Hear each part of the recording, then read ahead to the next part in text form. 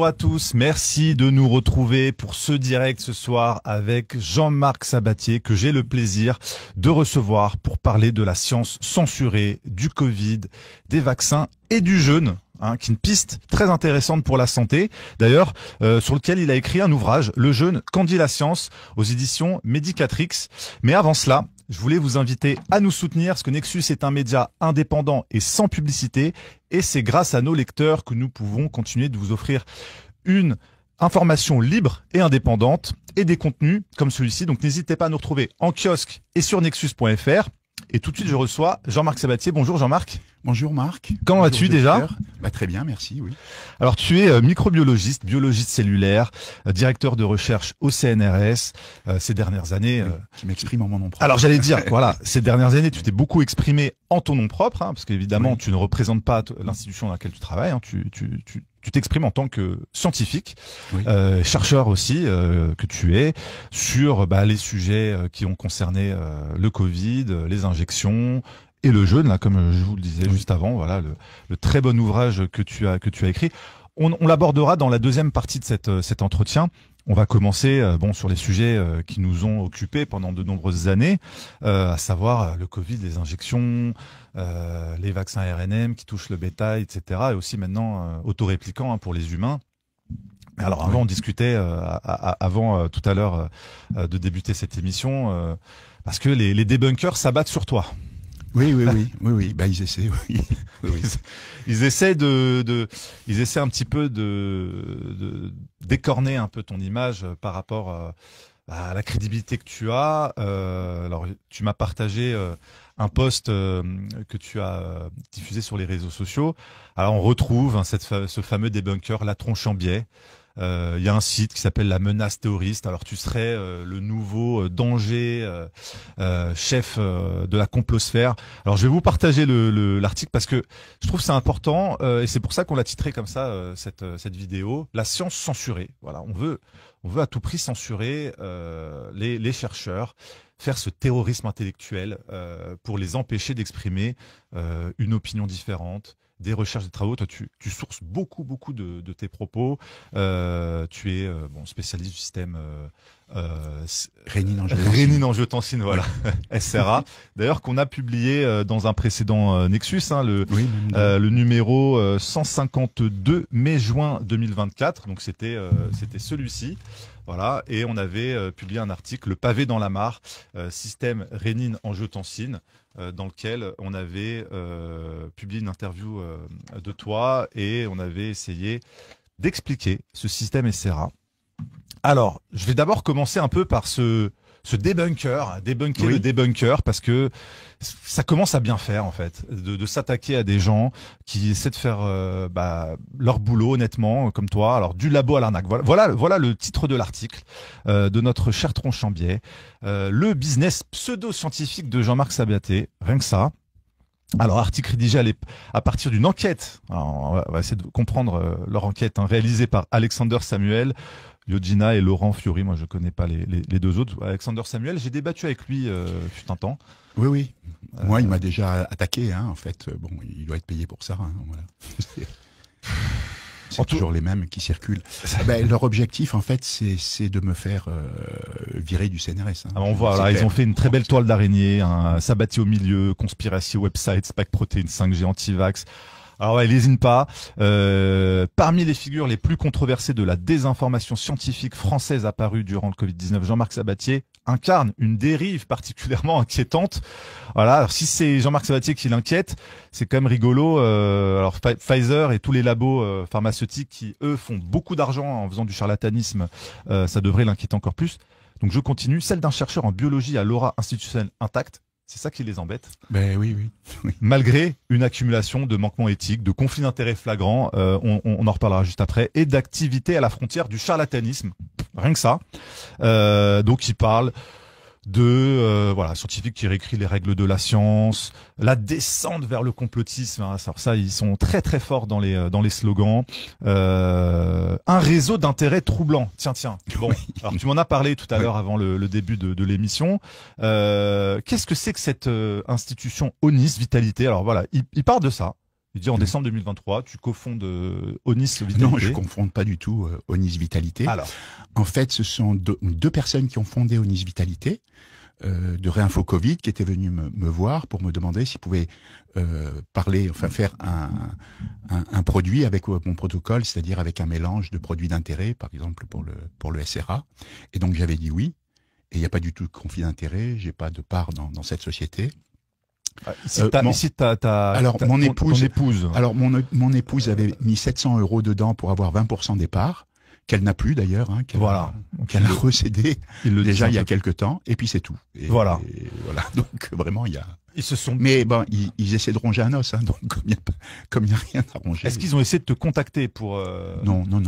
Mais j'ai déjà été attaqué par Alexander Samuel, parce que lui c'est le Cerbère en fait des autorités sanitaires quelque part. Donc là, je les dérange de plus en plus parce que je parle pas mal donc des effets secondaires des vaccins qui existent. C'est pas une légende. Et puis aussi des nouveaux vaccins entre guillemets, donc ARN messager haut amplifiant, aussi bien pour les animaux domestiques que pour les animaux d'élevage. Donc ça leur pose un gros problème. Ouais, c'est parce que ta parole quand même, elle était assez libre ces dernières années et tu as alerté beaucoup sur le Covid et le fonctionnement de ce système rénine-angiotensine et son lien avec le développement des maladies. Oui, les pathologies, Covid, oui. Comment fonctionne ce système SRA? Alors, ce système rénine-angiotensine que je connaissais pas en mars 2020, c'est un système que je connaissais pas du tout, donc je l'ai découvert en mars 2020 quand j'ai commencé à m'intéresser de près donc au virus SARS-CoV-2 et j'ai rapidement vu qu'il dérégulait ce système physiologique qui est un système donc ubiquitaire qu'on retrouve absolument partout sur toutes nos cellules nerveuses, cellules immunitaires, cellules épithéliales, endothéliales, etc., cellules de Kupfer, histiocytes. Donc on retrouve ce système présent dans tous les types cellulaires. Ce système fait fonctionner nos organes et nos tissus, donc il fait vraiment fonctionner l'organisme. Et donc c'est une cascade de réactions qui implique donc des hormones et qui implique des récepteurs enzymatiques. Voilà. Et ce dont je me suis aperçu très tôt, c'est que le virus SARS-CoV-2 n'était pas directement responsable des pathologies Covid, mais en fait il dérégulait le système rénine-angiotensine qui fait fonctionner le corps humain.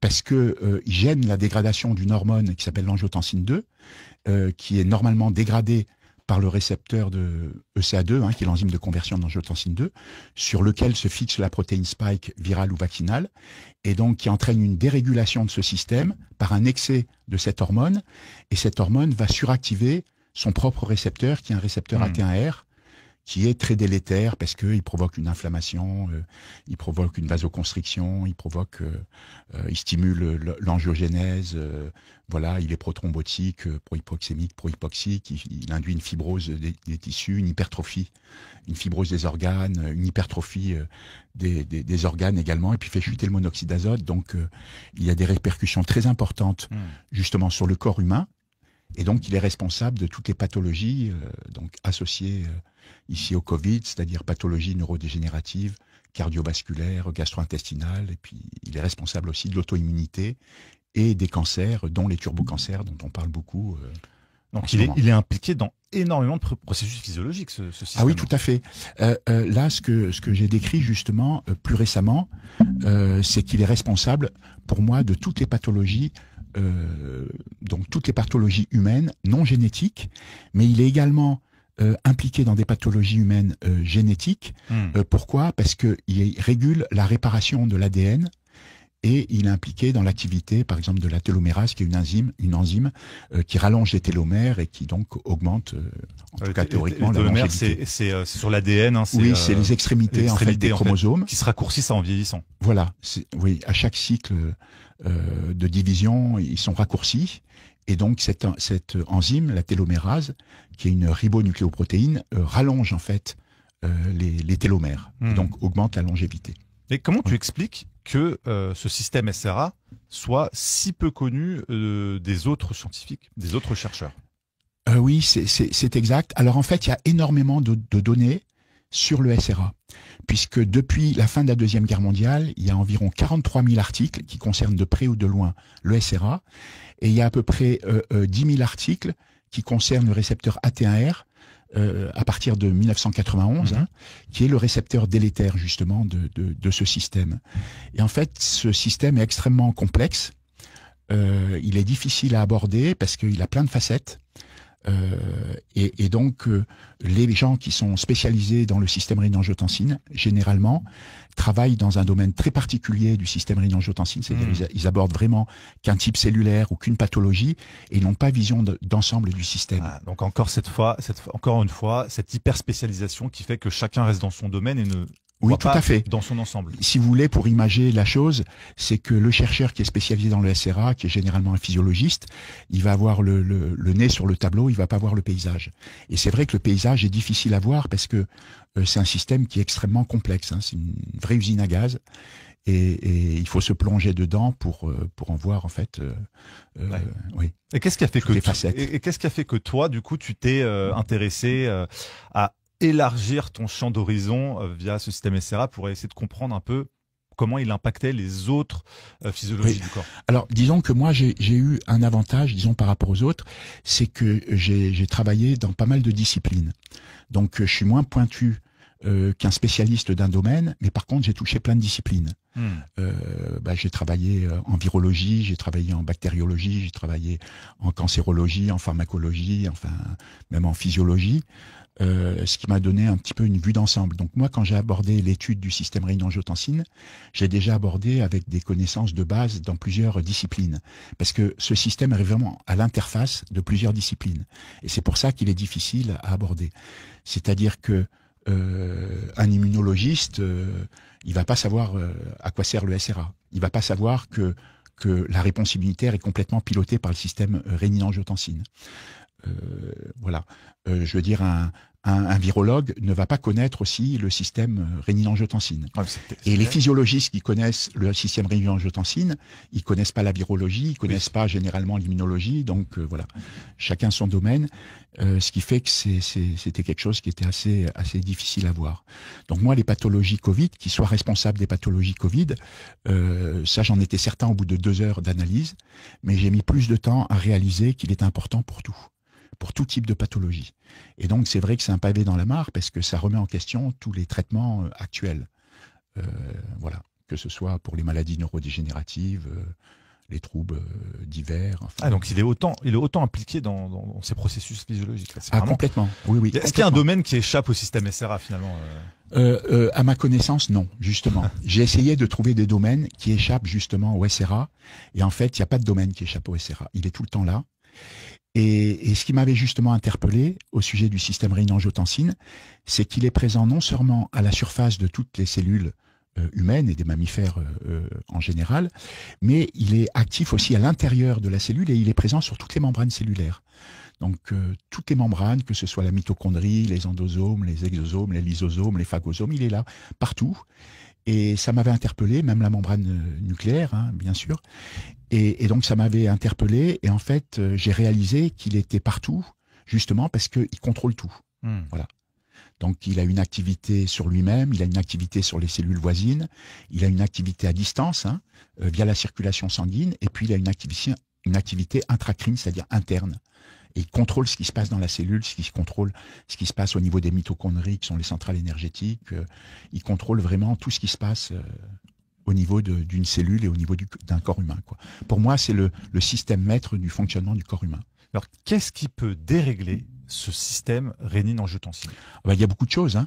Quand vous avez des comorbidités, c'est que vous avez déjà une dérégulation du système rénine-angiotensine.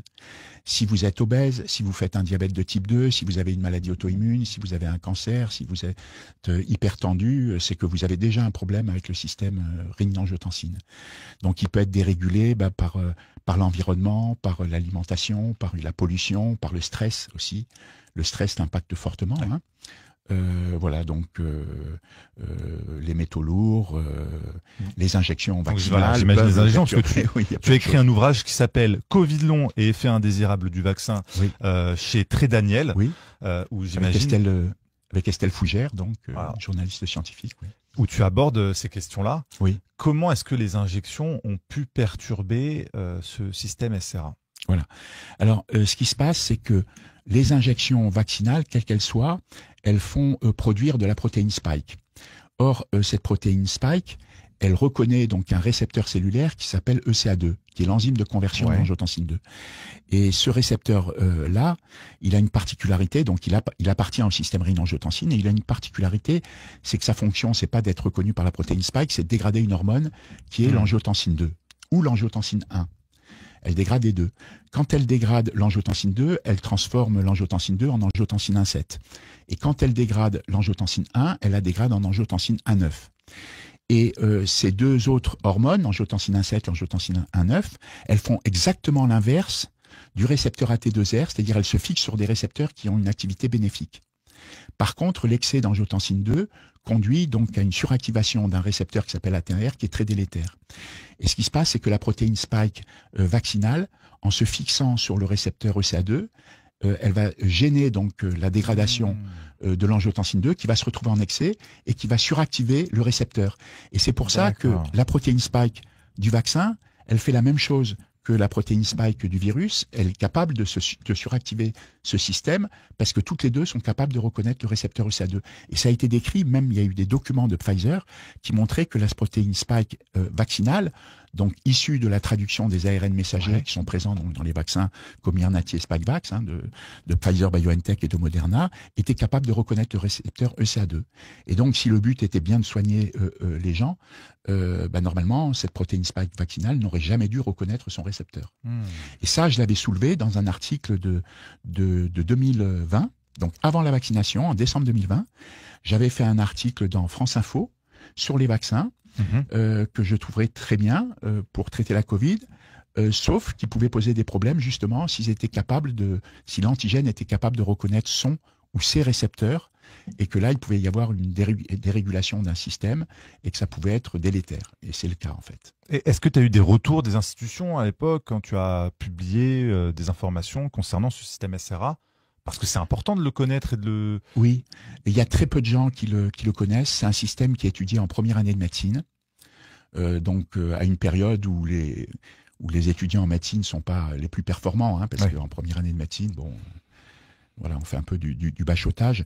Donc, ce système est étudié en première année de médecine, et puis après, il est plus étudié, sauf pour les médecins ou les candidats médecins qui veulent faire une spécialisation en néphrologie, où on leur demande de revoir leur cours de première année sur le système rénine-angiotensine. Juste à la première année, vous ne parlez plus après de ce...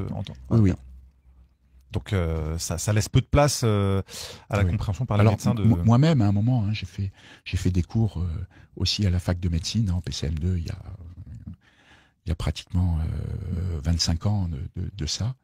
Et puis j'étais responsable aussi d'un UV dans un DEA de neurosciences, où il y avait beaucoup de médecins, d'internes en médecine, justement. Parce que les internes en médecine, pour devenir chef de service, ils ont besoin d'avoir un DEA. Donc dans ce cadre-là, on en avait reçu au laboratoire, puisque le directeur de mon laboratoire à l'époque était président d'un CNU, donc qui nomme les professeurs à la faculté de médecine. Est-ce que tu travailles avec des confrères sur ce SRA? Est-ce que tu continues de faire des recherches sur ce système, et avec qui est-ce que tu peux travailler? Est-ce que c'est des chercheurs français? Est-ce que des chercheurs internationaux t'aident dans ce domaine-là? Ou est-ce que tu travailles tout seul?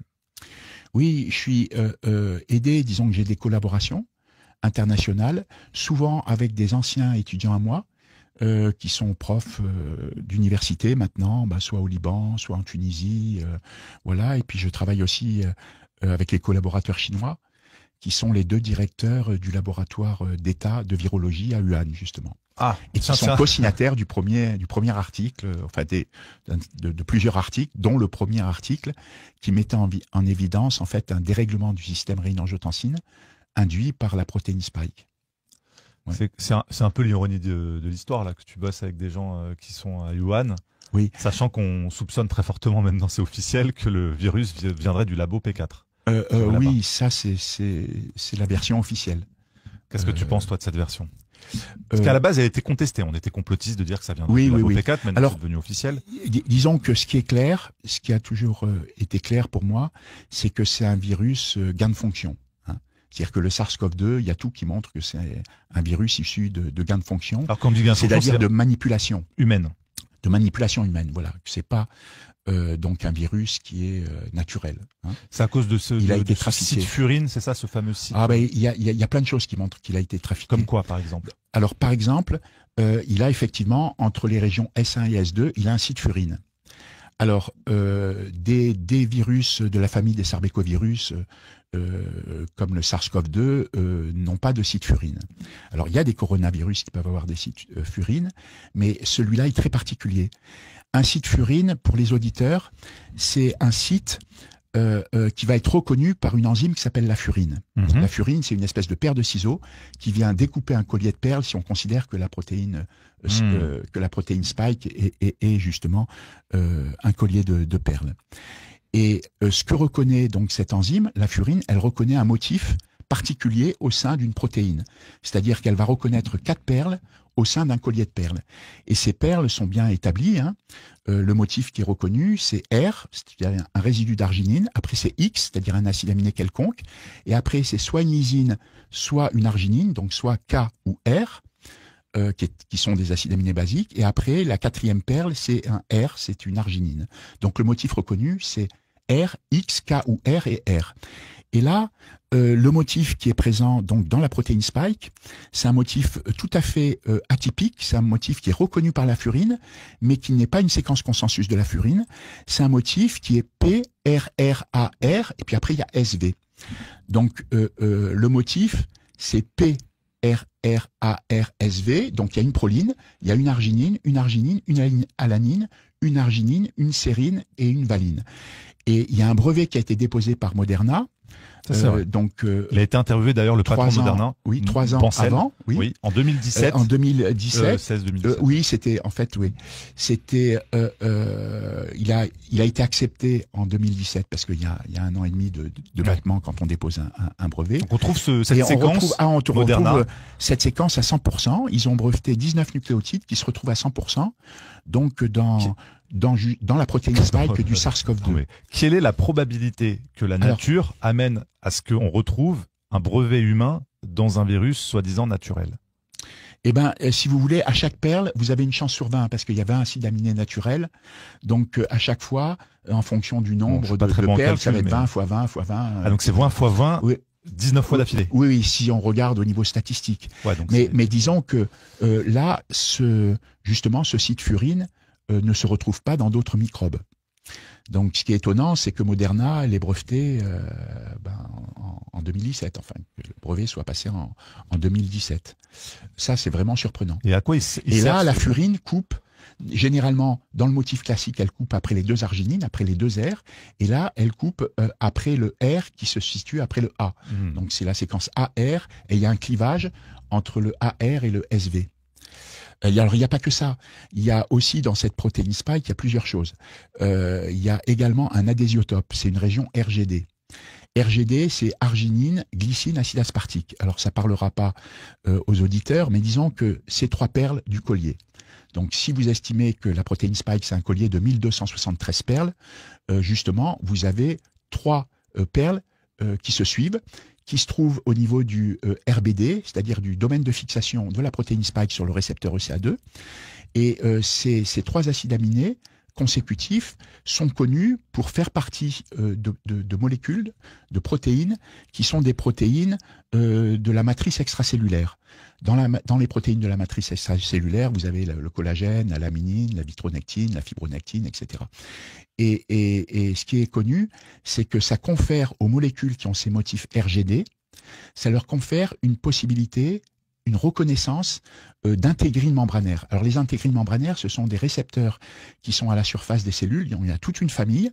Il y a deux sous-unités, alpha, bêta, et qui s'associent. Il existe une multitude de sous-unités alpha, une multitude de sous-unités bêta, et leur association leur confère une spécificité. Et ce qu'on sait, c'est que la protéine spike du SARS-CoV-2, via justement son motif RGD, est capable de reconnaître plusieurs intégrines membranaires, dont une qui s'appelle alpha-V bêta-3, une autre qui s'appelle alpha-5 bêta-1. Et donc, ça a un effet très délétère parce que ça va activer pour l'une le système Caspase 8, pour l'autre le système Caspase 9, et les deux se rejoignent pour activer un système Caspase 3 qui en fait lance l'apoptose cellulaire, c'est-à-dire la mort cellulaire programmée. Donc c'est grave parce que la présence de ce motif peut entraîner en fait des apoptoses cellulaires. Donc on voit que c'est problématique. En plus, il y a 4 domaines au niveau de la protéine spike qui sont homologues à la glycoprotéine d'enveloppe du virus VIH, qui est le virus de l'immunodéficience humaine. Monsieur Montagnier, le professeur Montagnier, oui, avait repris en fait des travaux qui avaient été publiés par des bioinformaticiens indiens, qui avaient soulevé justement des homologies structurales entre la GP120 du VIH et la protéine spike du SARS-CoV-2. Donc ils avaient identifié donc 4 domaines. Moi j'avais regardé ces domaines de près. En fait, il y en a 2 qui sont significatifs, les 2 autres sont pas significatifs. Ce sont des domaines additionnels, c'est-à-dire c'est pas issu d'une substitution d'un domaine par un autre, mais c'est une addition. Donc ces protéines spike sont plus longues. Par contre, dans cet article, il montrait que ces domaines de protéines commun entre la protéine spike du SARS-CoV-2 et la GP120 du VIH1 ne se retrouvait pas dans les protéines spike qui avaient été caractérisées à partir du coronavirus de chauve-souris. Ouais. Ils en avaient cité, je crois, une trentaine à peu près, et on ne le retrouvait pas. Moi, je suis allé chercher dans les banques de données, et par contre, j'ai retrouvé une protéine spike de coronavirus qui était décrite comme un coronavirus de chauve-souris, donc naturel, qui avait déjà 2 de ces sites. Ça veut dire que s'il y en a 2, il peut y en avoir 4. Et donc, l'addition de ces sites n'est pas quelque chose d'évident. C'est-à-dire que si 2 de ces sites existent effectivement dans une protéine spike d'un coronavirus de chauve-souris, coronavirus naturel de chauve-souris, à ce moment-là, il pourrait y en avoir 4. Mais ça résulte peut-être d'un gain de fonction. Et c'est probable aussi. Donc voilà. ça vient rajouter oui. Au soupçon très fortement probable d'une manipulation humaine, enfin d'une ingénierie oui, tout génétique. À fait. Voilà. Tout à fait. D'autant plus qu'on peut reconstituer des virus, et quand on analyse le génome du SARS-CoV-2, notamment les sites restrictases, qui sont des sites qui coupent au niveau des acides nucléiques, au niveau justement donc des ADN, on voit que ça correspond à un virus qui a été reconstitué en laboratoire. Voilà. Alors, donc, il y a absolument toutes les données qui montrent que c'est un virus qui a été trafiqué, c'est un gain de fonction. Est-ce que pour toi, du coup, ça rend la piste du labo P4 de Wuhan plus crédible, voire exclusive sur ce SARS-CoV-2 ? Alors, pour moi, il y a plusieurs choses qui sont pas nettes. Déjà, on sait que Obama, en 2014, avait interdit les gains de fonction. Et ces gains de fonction ont été rétablis par l'administration Trump en décembre 2017. Et 4 mois après, il y avait le financement d'un programme qui s'appelle Diffuse, qui est un programme qui avait été soumis par Peter Daszak de EcoHealth Alliance et qui impliquait donc 2 laboratoires, l'Institut de virologie de Wuhan, en la personne de Shi Zhengli, qui est la sous-directrice du laboratoire P4 de l'Institut de virologie, et puis Ralph Baric, qui est un professeur de virologie de l'Université de Caroline du Nord. Et donc, on sait qu'ils avaient demandé un financement de ce programme, et dans ce financement de programme, ils doivent décrire ce qu'ils vont faire, et ils ont décrit l'insertion d'un site furine dans une protéine spike de coronavirus de chauve-souris. Donc déjà, voilà. Bon. Et ce programme avait été soumis déjà en 2018, il avait été refusé, et il a été accepté donc avec le rétablissement justement des gains de fonction par Trump. Parce que ça a été refusé par la DARPA. La DARPA n'avait pas le droit de travailler dessus parce qu'il finance des programmes militaires. Par contre, ça avait été financé par une des 27 agences du NIH, qui est le NIAID, qui est donc l'agence des allergies, des maladies infectieuses, qui était dirigée par Fauci. Voilà. Et on sait même que ce programme a coûté 14,2 millions de dollars. Et si vous voyez la couverture de ce programme, vous voyez des hommes en armes avec des chauves-souris. Ce qu'on sait aussi, c'est que il y a eu énormément de commandes qui ont été faites donc par Moderna, par Pfizer, donc avant la pandémie. Il y a même eu un programme qui s'appelle Event 201, qui était une répétition en fait de la pandémie de 2019. Quelques mois avant. Donc il y a beaucoup de choses qui montrent que les États-Unis ils sont pas nets dedans. Je veux dire parce que le financement est américain, le programme initialement vient des États-Unis. Il y a un brevet de Moderna sur un site urine atypique qu'on retrouve dans le SARS-CoV-2. Tout semble montrer que la pandémie était préméditée. Et donc, à partir du moment où c'était prémédité, s'il y a eu une fuite à l'Institut de virologie de Wuhan, cette fuite a peut-être été organisée. Et peut-être été organisée de l'étranger. Donc voilà. Donc il y a beaucoup de points. Donc maintenant, effectivement, ils disent que ça vient de là-bas, mais quand on voit que l'origine est américaine, on peut se poser des questions, parce que c'est couplé à d'autres programmes, parce qu'après il y a un programme qui s'appelle Warp Speed, qui est justement le lancé par Trump, le vaccin entre guillemets à ARN messager, et puis c'est couplé à un autre programme qui s'appelle MK Ultra de Psyops. Voilà. Ça c'est plus vieux, ça, MK Ultra. Oui, c'est vieux. Oui, je crois que c'est des années 60 ou 50. C'est ça, en pleine guerre froide. Oui, ça ressemble à une grosse opération psychologique, ce qu'on a vécu, pour nous faire rentrer en guerre contre ce virus et contraindre les citoyens à la privation de liberté. Oui, tout à fait. Oui. Et aussi, c'est une attaque contre notre santé, parce que finalement, qu'on ait été injecté ou pas, beaucoup de gens ont été en contact, je dis, avec le SARS-CoV-2. Qui n'a pas été en contact avec le SARS-CoV-2 Oui, finalement? tout à fait, oui. Quasiment tout le monde, soit en ayant fait des formes bénignes, soit des formes plus graves. Bon, ceux qui ont été injectés, il y avait aussi la transmission par le shedding. Oui. Donc en fait, tout le monde a été en contact avec cette protéine spike. Oui, tout à fait, oui. Donc notre système SRA était quand même assez malmené. Oui, là c'est sûr que ça le dérégule. Et c'est pour ça qu'on voit une explosion de tas de pathologies. On voit énormément de Covid long. Les Covid long, c'est plus de 2 millions de personnes en France. On en parle justement dans ce numéro. Alors on estime qu'il y a un entretien plus de 34 millions en Europe. On était à 65 millions je veux dire dans le monde, mais en fait c'est beaucoup plus que ça. Mais donc c'est des personnes qui ont, parce que ceux qui ont des Covid longs, finalement, c'est des personnes qui ont un système SRA qui va être plus faible que celui des autres, et du coup ils vont avoir une sorte de maladie chronique qui revient.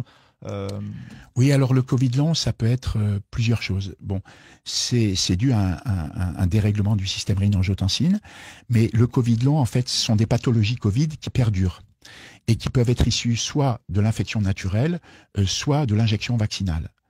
Parce que selon les associations de Covid long, il y aura à peu près une personne sur deux qui aura un Covid long suite à une injection vaccinale. Parce que cette injection vaccinale dérégule le système rénine-angiotensine, parce qu'elle fait produire énormément de protéines spike. Bon, pour rappel, pour les formes adultes des injections vaccinales, Comirnaty et Spikevax, donc Comirnaty c'est pour le Pfizer-BioNTech, Spikevax c'est le Moderna, on injecte quand même 30 microgrammes d'ARN messager pour le Comirnaty. Ça correspond à 14 000 milliards de molécules d'ARN. Donc c'est énorme. Donc vous voyez la production, avec la traduction de ces ARN messagers, voilà, la quantité de protéines spike que ça peut produire. Et pour le Spikevax de Moderna, on injecte 100 microgrammes, ce qui correspond à 47 000 milliards de molécules d'ARN. Donc c'est encore beaucoup plus. Donc on comprend bien pourquoi, avec toutes ces protéines spike, on peut déréguler le système rénine-angiotensine. Alors, donc on peut avoir un Covid long, qui est issu justement d'une infection au SARS-CoV-2 ou d'une injection vaccinale, mais on peut aussi avoir une réactivation de microbes dormants. Par exemple, Epstein-Barr. Souvent, ce sont des virus de la famille de herpès. Donc, ça peut être Epstein-Barr, ça peut être des agents qui provoquent Lyme, par exemple, comme Borrelia ou Babesia. Donc, c'est soit une bactérie spirochète, soit un parasite protozoaire. Ça peut réactiver différents types de virus, des cytomégalovirus, etc. Ça peut réactiver varicella zoster. C'est pour ça qu'on voit souvent justement des pathologies avec comme la varicelle, enfin un zona qui ressort justement parce qu'on a réactivé des microbes dormants. Ça, c'est dû à l'hyperinflammation. Une hyperinflammation qui a lieu soit avec l'injection vaccinale, soit justement avec l'infection par le virus. Alors comment déjà, est-ce qu'on peut en guérir? Je veux dire, bah oui, bon, on a titré le dernier Nexus, nous pouvons en guérir. Comment en guérir de ces Covid longs, de ces contaminations vaccinales, de ces effets secondaires? Et je précise, désolé de vous déranger. Parce Lazare est là avec nous. Il y a eu certains retours des gens qui aimeraient avoir des questions-réponses. Je ne veux pas vous déranger, mais il y a une question qui revient. C'est laquelle? est-ce qu'on peut se débarrasser de la protéine spike, enfin de cette protéine spike qui est induite par le vaccin? Alors, double question. Est-ce qu'on peut se débarrasser de cette protéine spike et comment guérir de ces pathologies Covid long et de ces effets secondaires? Oui. Alors, de la protéine spike, alors, c'est une question qui est délicate parce que à l'heure actuelle, on pense effectivement qu'il y a une intégration de l'information en fait génétique qui est portée donc soit par le virus, soit par l'ARN vaccinal. Et à ce moment-là, il pourrait y avoir, par exemple, à partir de l'ARN messager vaccinal, une rétrotranscription, c'est-à-dire une copie de l'ARN en ADN, puis une intégration de l'ADN double brin dans le génome humain. Donc, il y a des données in vitro qui montrent que c'est possible. Et on est équipé, l'organisme humain est équipé pour le faire. On a notamment un système qui s'appelle Line1, qui est capable de faire une rétrotranscription et une intégration, en fait, de l'information ce qu'on nous avait génétique. Dit impossible. Ce qu'on nous avait dit impossible. Oui, oui. Au départ. Voilà. Notamment, il y a Alexandra Orion-Côte qui en avait beaucoup parlé au départ. Donc, effectivement, c'est possible. Ça a été démontré sur des tas de souches cellulaires. Ce qui est plus inquiétant, c'est qu'il pourrait même être intégré dans l'ADN mitochondrial. La mitochondrie, c'est la centrale énergétique de la cellule. Voilà. Et il y a des données qui iraient aussi qui ne sont pas publiées, mais qui iraient dans ce sens. Alors, ça veut dire que se débarrasser de la protéine spike, oui, avec le temps, on peut s'en débarrasser, mais je dois signaler que là, on en est à 2 ans et demi de protéines spike détectables après une injection vaccinale. Ça veut dire qu'il y a des ARN messagers qui sont encore là, encore actifs, en tout cas qui a pu avoir une intégration et puis après une transcription du gène en fait qui va coder pour la protéine spike et puis donc une traduction des ARN messagers pour obtenir de la protéine spike parce qu'elle est détectable jusqu'à 2 ans et demi après l'injection vaccinale. Et ça, c'est pas normal, hein, voilà. Comment on peut faire en sorte de s'en débarrasser ou de prendre, je sais pas, est-ce qu'il y a des choses à faire pour aider le corps à expulser? Oui. Il faut soigner son système rénine-angiotensine. Donc, la molécule, à mon avis, la plus protectrice pour éviter justement ces effets délétères des injections vaccinales et du virus, c'est la vitamine D qui va être extrêmement importante parce qu'elle agit tout en amont du système rénine-angiotensine et elle le freine.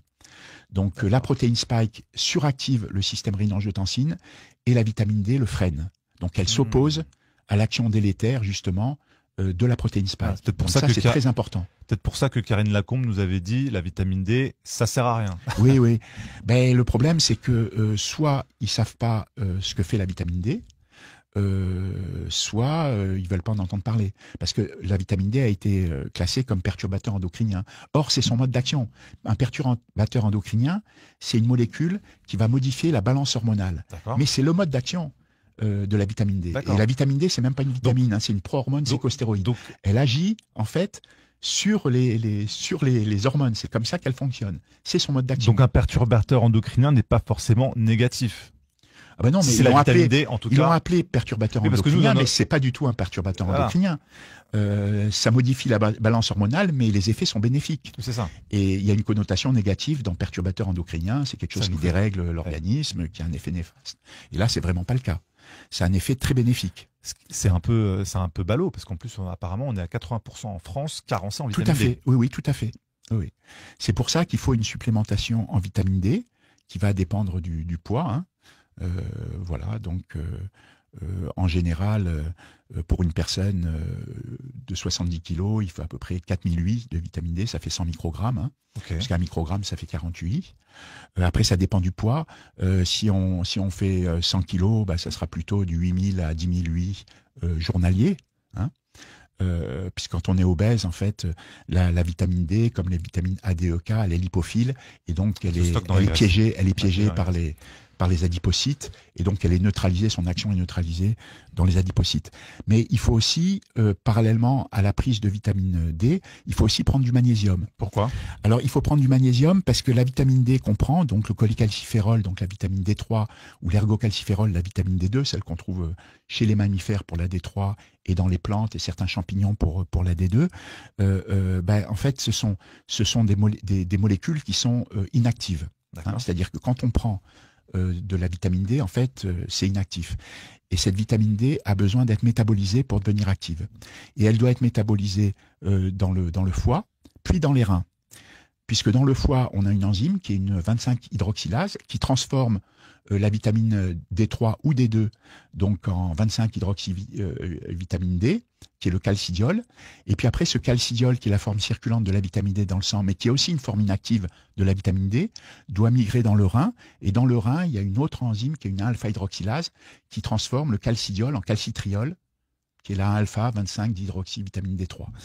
Et là, la molécule est active. Mais ce qui est intéressant, c'est que quand on a vraiment des problèmes, quand on a par exemple une atteinte hépatique importante et qu'on n'est pas capable de transformer la vitamine D3 en calcidiol, à ce moment-là, on peut prendre du dédrogil, qui est déjà du calcidiol. Et l'avantage du calcidiol, c'est qu'il est très puissant et il peut être utilisé directement par les cellules du système immunitaire et donc faire fonctionner le système immunitaire. Ce qu'il faut savoir, c'est que la vitamine D est le carburant des cellules, de toutes les cellules. Toutes les cellules ont des récepteurs à la vitamine D, des récepteurs VDR, qui sont situés au niveau du noyau cellulaire et non pas au niveau de la membrane plasmique. Et donc, ce que les gens ne savent pas souvent, c'est que cette vitamine D, elle agit sur nos gènes. C'est-à-dire, elle a une activité directement dans le noyau cellulaire et elle va activer ou réprimer des gènes.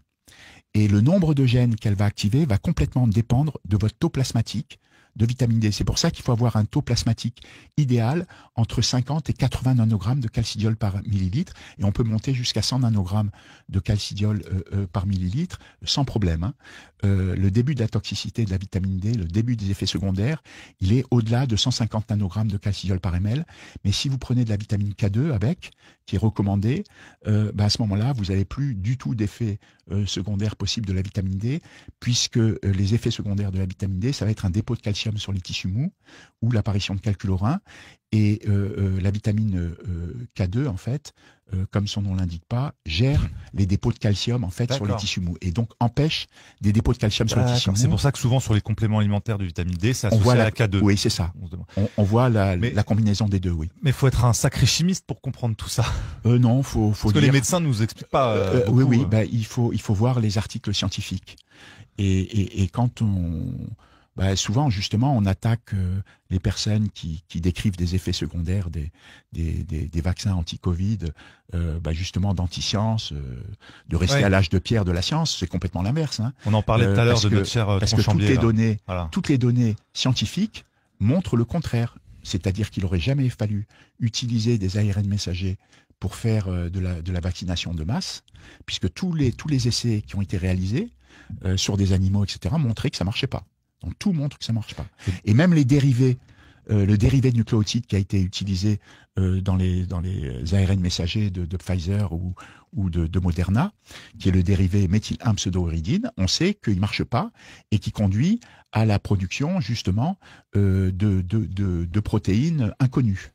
Et donc là, c'est grave, c'est-à-dire qu'on vous injecte un produit qui est censé vous faire produire de la protéine spike, et parallèlement à la protéine spike, vous produisez tout un tas de protéines inconnues qui peuvent elles-mêmes stimuler le système immunitaire et être à l'origine de pathologies auto-immunes ou de cancers.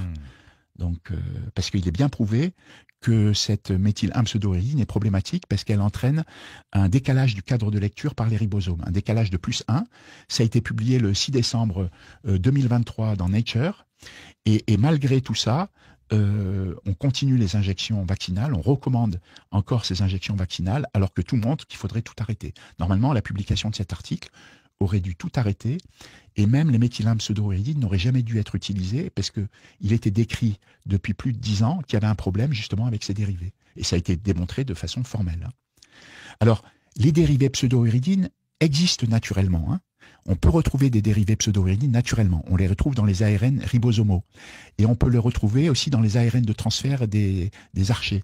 Les archées sont des espèces de microbes méthanogènes, justement, qui sont responsables du côlon irritable, hein, puisqu'ils récupèrent l'hydrogène de la dégradation du glucose pour former du méthane. Et quand il y a trop de méthane, on a un côlon irritable. Hein, voilà. Donc c'est une pullulation en fait de ces archées dans les intestins. Voilà. Donc en plus, on sait que le dérivé méthyl-1-pseudouridine inhibe une protéine kinase R, qui fait partie des systèmes de défense de notre organisme. C'est-à-dire que l'utilisation de ce dérivé nous met en immunodéficience.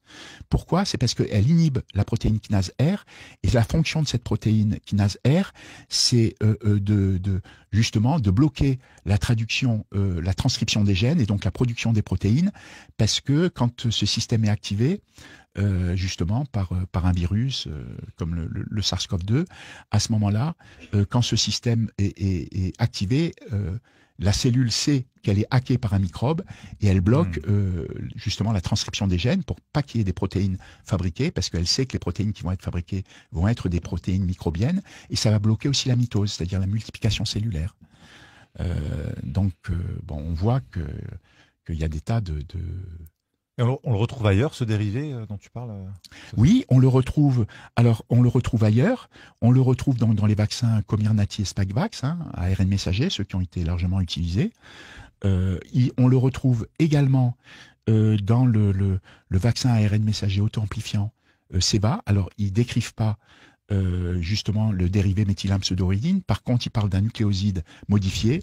Et comme il a été autorisé il y a 2 ans, il est presque certain que ce soit ce dérivé qui est utilisé. Alors le vaccin Ceva, donc c'est un vaccin ARN messager auto-amplifiant qui est contre la grippe aviaire. Hein. C'est contre c'est la nouveauté. C'est pas la protéine spike, l'antigène, mais c'est l'hémagglutinine H5, et c'est pour lutter justement contre la grippe aviaire, c'est-à-dire le H5N8. Et il a été utilisé pour vacciner près de 30 millions de canards, hein, parce qu'il y a 62 millions de canards qui ont été vaccinés, dont plus de la moitié avec un vaccin à microbes inactivés, et l'autre justement avec cet ARN messager auto-amplifiant. Voilà. Et dedans, ils ont utilisé comme adjuvant des nanoparticules d'oxyde de fer et du squalène.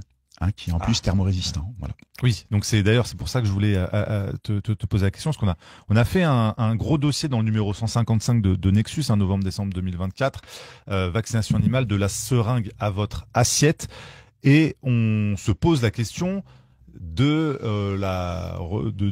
retombées alimentaires, parce que comme tu dis, il y a du squalène, donc même la cuisson ne détruit pas, ne dégrade pas suffisamment ces bouts d'ARN.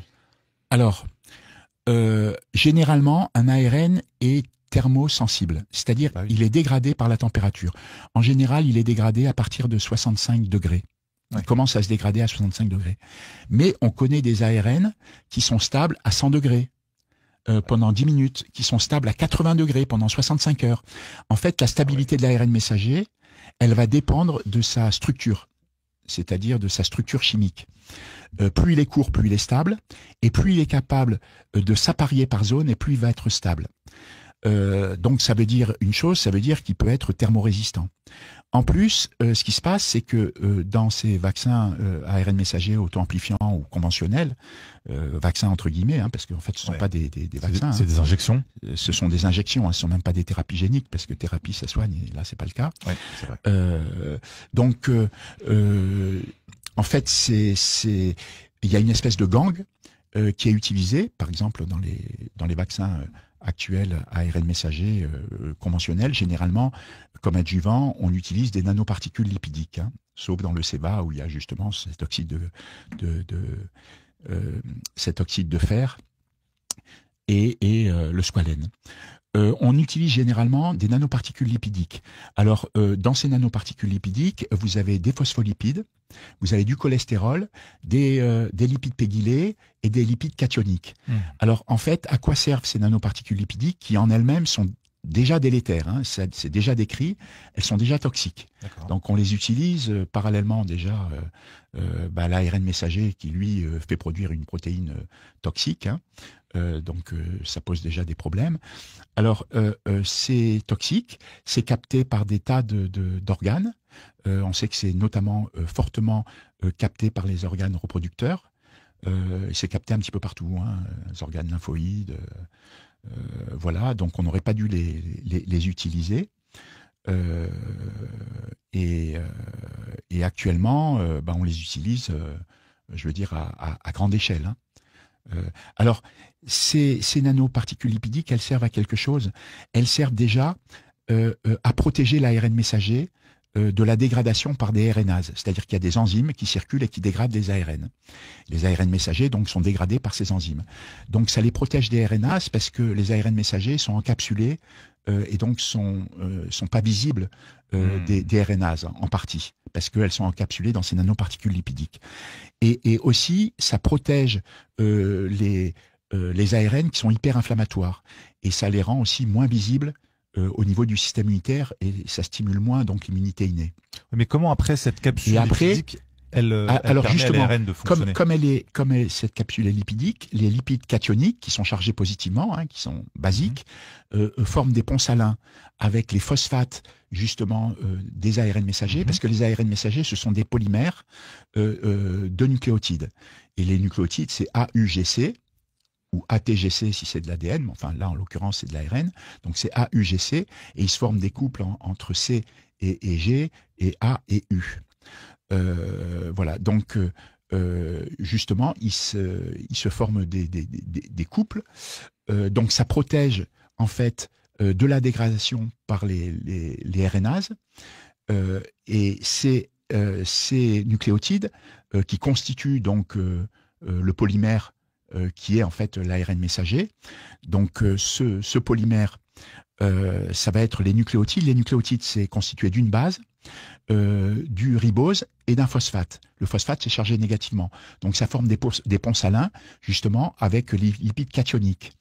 Et donc ça rend l'ARN moins inflammatoire. Et ça permet de vectoriser, justement, parce que cette gangue est lipophile, hein, donc elle aime les lipides, ça permet justement de faire rentrer les ARN messagers dans la cellule. Voilà, parce que naturellement, ils ne pourraient pas rentrer, parce qu'ils sont chargés négativement. Ce sont des polyanions, ils sont très acides, et ils ne sont pas capables de franchir la barrière plasmique, en fait, la membrane plasmique, parce que ce sont des phospholipides, et ils ont aussi des têtes qui sont chargées négativement, et du coup, ça se repousse. Ouais. Donc, il faut absolument les vectoriser à l'intérieur de la cellule. C'est à ça que servent les nanoparticules lipidiques, en plus de les protéger contre la dégradation.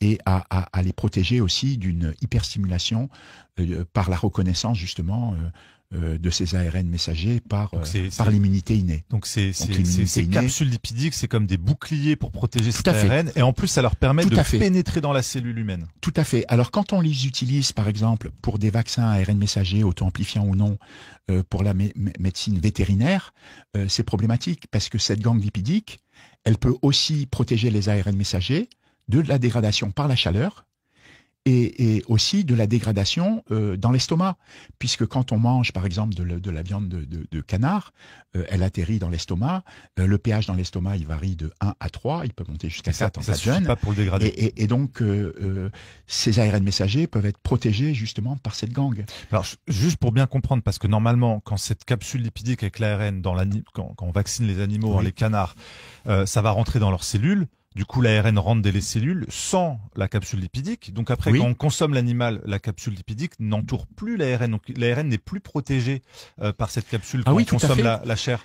Donc on est censé ne plus... Ah oui, tout à fait. D'autant plus que quand on mange, par exemple, de la viande de canard, quand on va manger cette viande, bon, qu'elle soit chauffée ou plus ou moins ou pas chauffée, on peut avoir donc de l'ARN messager fonctionnel, auto-amplifiant, et il va être au contact de nos muqueuses buccales, au niveau du pharynx, au niveau de l'œsophage, avant d'arriver en pH acide dans l'estomac, il va être au contact de nos muqueuses. Et là, il va pouvoir être transmis. Et alors, ça signifie quoi? Ça veut dire qu'on va avoir un complexe réplicases fonctionnelles, parce que ces ARN messagers auto-amplifiants, ils ont la particularité par rapport à des ARN messagers conventionnels d'avoir un complexe réplicase. Le complexe réplicase, c'est un complexe qui provient d'un autre virus. C'est soit un alphavirus, soit un flavivirus. Généralement, ils ont choisi les alphavirus. Il y a 3 classes d'alphavirus qui sont utilisées: le virus INBIS, le virus de la forêt de Semliki et le virus de l'encéphalite équine vénézuélienne. Et c'est ce dernier qui a été choisi pour justement être utilisé dans tous les vaccins entre guillemets ARN messager auto-amplifiant. C'est celui qu'on retrouve justement, par exemple, dans le vaccin de Ceva, hein, qui est le Response AI H5, qui s'appelle, qui est un vaccin ARN messager auto-amplifiant. C'est également ce complexe réplicase qu'on retrouve dans les particules d'ARN, justement, qui sont de la plateforme, d'une plateforme qui est développée par Merck Animal Health. Hein. C'est une plateforme donc qui est utilisée et qui utilise un virus de l'encéphalite équine vénézuélienne qui a été donc atténué. Il reconstitue donc l'ARN codant en fait pour ce virus, plus il rajoute en fait l'ARN qui va coder pour l'antigène qui est sélectionné. Ça peut être l'antigène H3, par exemple pour la grippe canine, ça peut être le H5 pour la grippe aviaire, etc. Ils injectent tout ça dans des cellules véro, hein, et à ce moment-là, ils produisent des particules donc d'ARN. Et la particularité donc de ce complexe réplicase qui provient d'un virus, c'est que c'est un ensemble de 4 protéines, NSP1, NSP2, NSP3, NSP4, qui agissent de concert et qui sont capables de refabriquer de l'ARN messager auto-amplifiant à partir de l'ARN messager auto-amplifiant dont ils sont issus. C'est-à-dire que quand on vous injecte cet ARN messager auto-amplifiant, vous avez les ribosomes, qui est la machinerie de traduction cellulaire, qui vont traduire donc cet ARN messager. Cet ARN messager va produire le complexe réplicase, c'est-à-dire l'ensemble des protéines non structurales issues de ce virus qui ont la particularité d'agir de concert et de fabriquer de l'ARN à partir d'une matrice d'ARN. Et puis, ça va produire la protéine spike ou tout autre antigène pour un autre vaccin. Et donc, ça veut dire qu'on vous injecte une fois et votre corps va produire en permanence justement du complexe réplicase et l'antigène. Donc c'est ça, cette nouvelle technologie autoréplicante. C'est ça. Est-ce qu'ils sont en train de le réserver uniquement pour les animaux, ou est-ce que pour les humains, on aura des vaccins autoréplicants également? Est-ce que tu penses que là, pour les humains, on a déjà un vaccin ARN messager auto-amplifiant qui est utilisé, qui a été accepté, validé par les autorités japonaises il y a près de 2 ans, et qui a été utilisé chez des milliers de Japonais. Et vous avez les autorités sanitaires européennes qui ont accepté ce vaccin ARN messager auto-amplifiant qui s'appelle le Kostev, qui l'ont donc accepté mi-février 2025. Ça veut dire qu'en Europe, on aura bientôt, son utilisation est autorisée. Et ces vaccins ARN messager auto-amplifiants sont pour moi les pires de tous. Oui, parce qu'en fait, il n'y aura plus besoin de 2e dose, 3e dose, 4e dose. En fait, c'était à cause de ça qu'il y avait besoin de toutes ces doses pour le Covid. Alors, il sera toujours en activité des années après. Question connexe. Voilà. Alors, ils disent que le signal s'éteint de lui-même au bout d'un mois, 1 mois et demi, 2 mois, etc. Mais en fait, on contrôle rien. Ouais. Et juste, il y a 3 points très importants dans ces vaccins ARN messagers qu'il faut vraiment retenir, qui ont été soulevés par Jay Bhattacharya, justement, qui est le nouveau patron du NIH, hein, donc qui est le numéro 2 de la santé aux États-Unis, hein, qui est en quelque sorte un peu l'adjoint de Robert Kennedy, donc qui dirige les 27 instituts de santé, dont le NIAID qui était dirigé à l'époque par Fauci. Il a soulevé 3 points qu'on avait soulevés donc également. C'est que déjà, on ne contrôle pas la quantité d'antigènes qui va être effectivement produite par une injection ARN messager, c'est-à-dire que vous prenez 2 personnes, vous leur injectez 30 ou 100 microgrammes d'ARN messager, vous n'allez pas avoir la même quantité de protéines spike produite suivant la personne. Ça va dépendre des personnes. Il y a des personnes qui vont produire beaucoup de protéines spike, d'autres qui vont en produire très peu. Donc ça, c'est déjà un problème. C'est le premier point. C'est le premier point. Après, on ne connaît pas la biodistribution La biodistribution, on ne sait pas quelle va être, où vont aller en fait ces ARN messagers, où vont aller aussi ces protéines spike qui vont en fait circuler dans tout l'organisme. Hein. Okay. Donc la biodistribution n'est pas connue. Il y a le catabolisme aussi qui est pas connu. Hein. Donc la dégradation. Oui. Voilà. Donc de ces ARN. Et puis le troisième point, et c'est pas le moindre, c'est que on sait que ça fait produire des protéines inconnues, mais on ne sait pas quelles sont ces protéines inconnues. Donc là, c'est la loterie. Ah, hein. ça, c'est le pire. Ouais. C'est la loterie, parce qu'il faut pas oublier qu'un ARN messager déjà conventionnel, il fait à peu près contre anti-Covid, hein, contre le SARS-CoV-2, il fait à peu près 4300 nucléotides. Donc, en fait, c'est un collier de perles avec 4 types de perles différentes, hein, contrairement au collier de perles avec des acides aminés où là, on a 20 types de perles différents. Donc, il y a 4 types de perles différents. Ça veut dire qu'en fait, la méthylène-pseudouridine, on va la retrouver très fréquemment, hein, puisque sur 4300 nucléotides, on aura plus d'un millier de fois, statistiquement, où on va retrouver la méthylène-pseudouridine. Et on sait qu'à chaque fois que le ribosome voit la méthylène-pseudouridine, il y a entre 8 et 10% d'erreurs possibles. C'est-à-dire, il saute le cadre de lecture de +1. Quand il saute le cadre de lecture de +1, ça veut dire que le ribosome qui lit des triplés de nucléotides va lire des triplés qui sont complètement différents de ce qu'il aurait dû lire. Hein, puisqu'il saute le cadre de lecture. Donc il va y avoir un décalage du cadre de lecture qui a des répercussions très importantes parce que ça veut dire que tous les acides aminés qui vont être incorporés dans la protéine en cours de formation après avoir vu justement cette méthylène-pseudouridine, et ben tous ces triplés ne vont pas correspondre à l'acide aminé que les triplés auraient dû donc ça veut dire des protéines erronées. Ça veut dire que tout ce qui est donc en aval justement de cette méthylène-pseudouridine ne va pas correspondre à la protéine spike, donc va correspondre à une protéine inconnue. Ça veut dire en gros qu'on va produire une multitude de protéines inconnues. Et c'est quoi le risque pour le corps humain d'avoir des protéines inconnues ? Là, c'est énorme, parce qu'il va y avoir des tas de protéines inconnues qui se promènent dans l'organisme.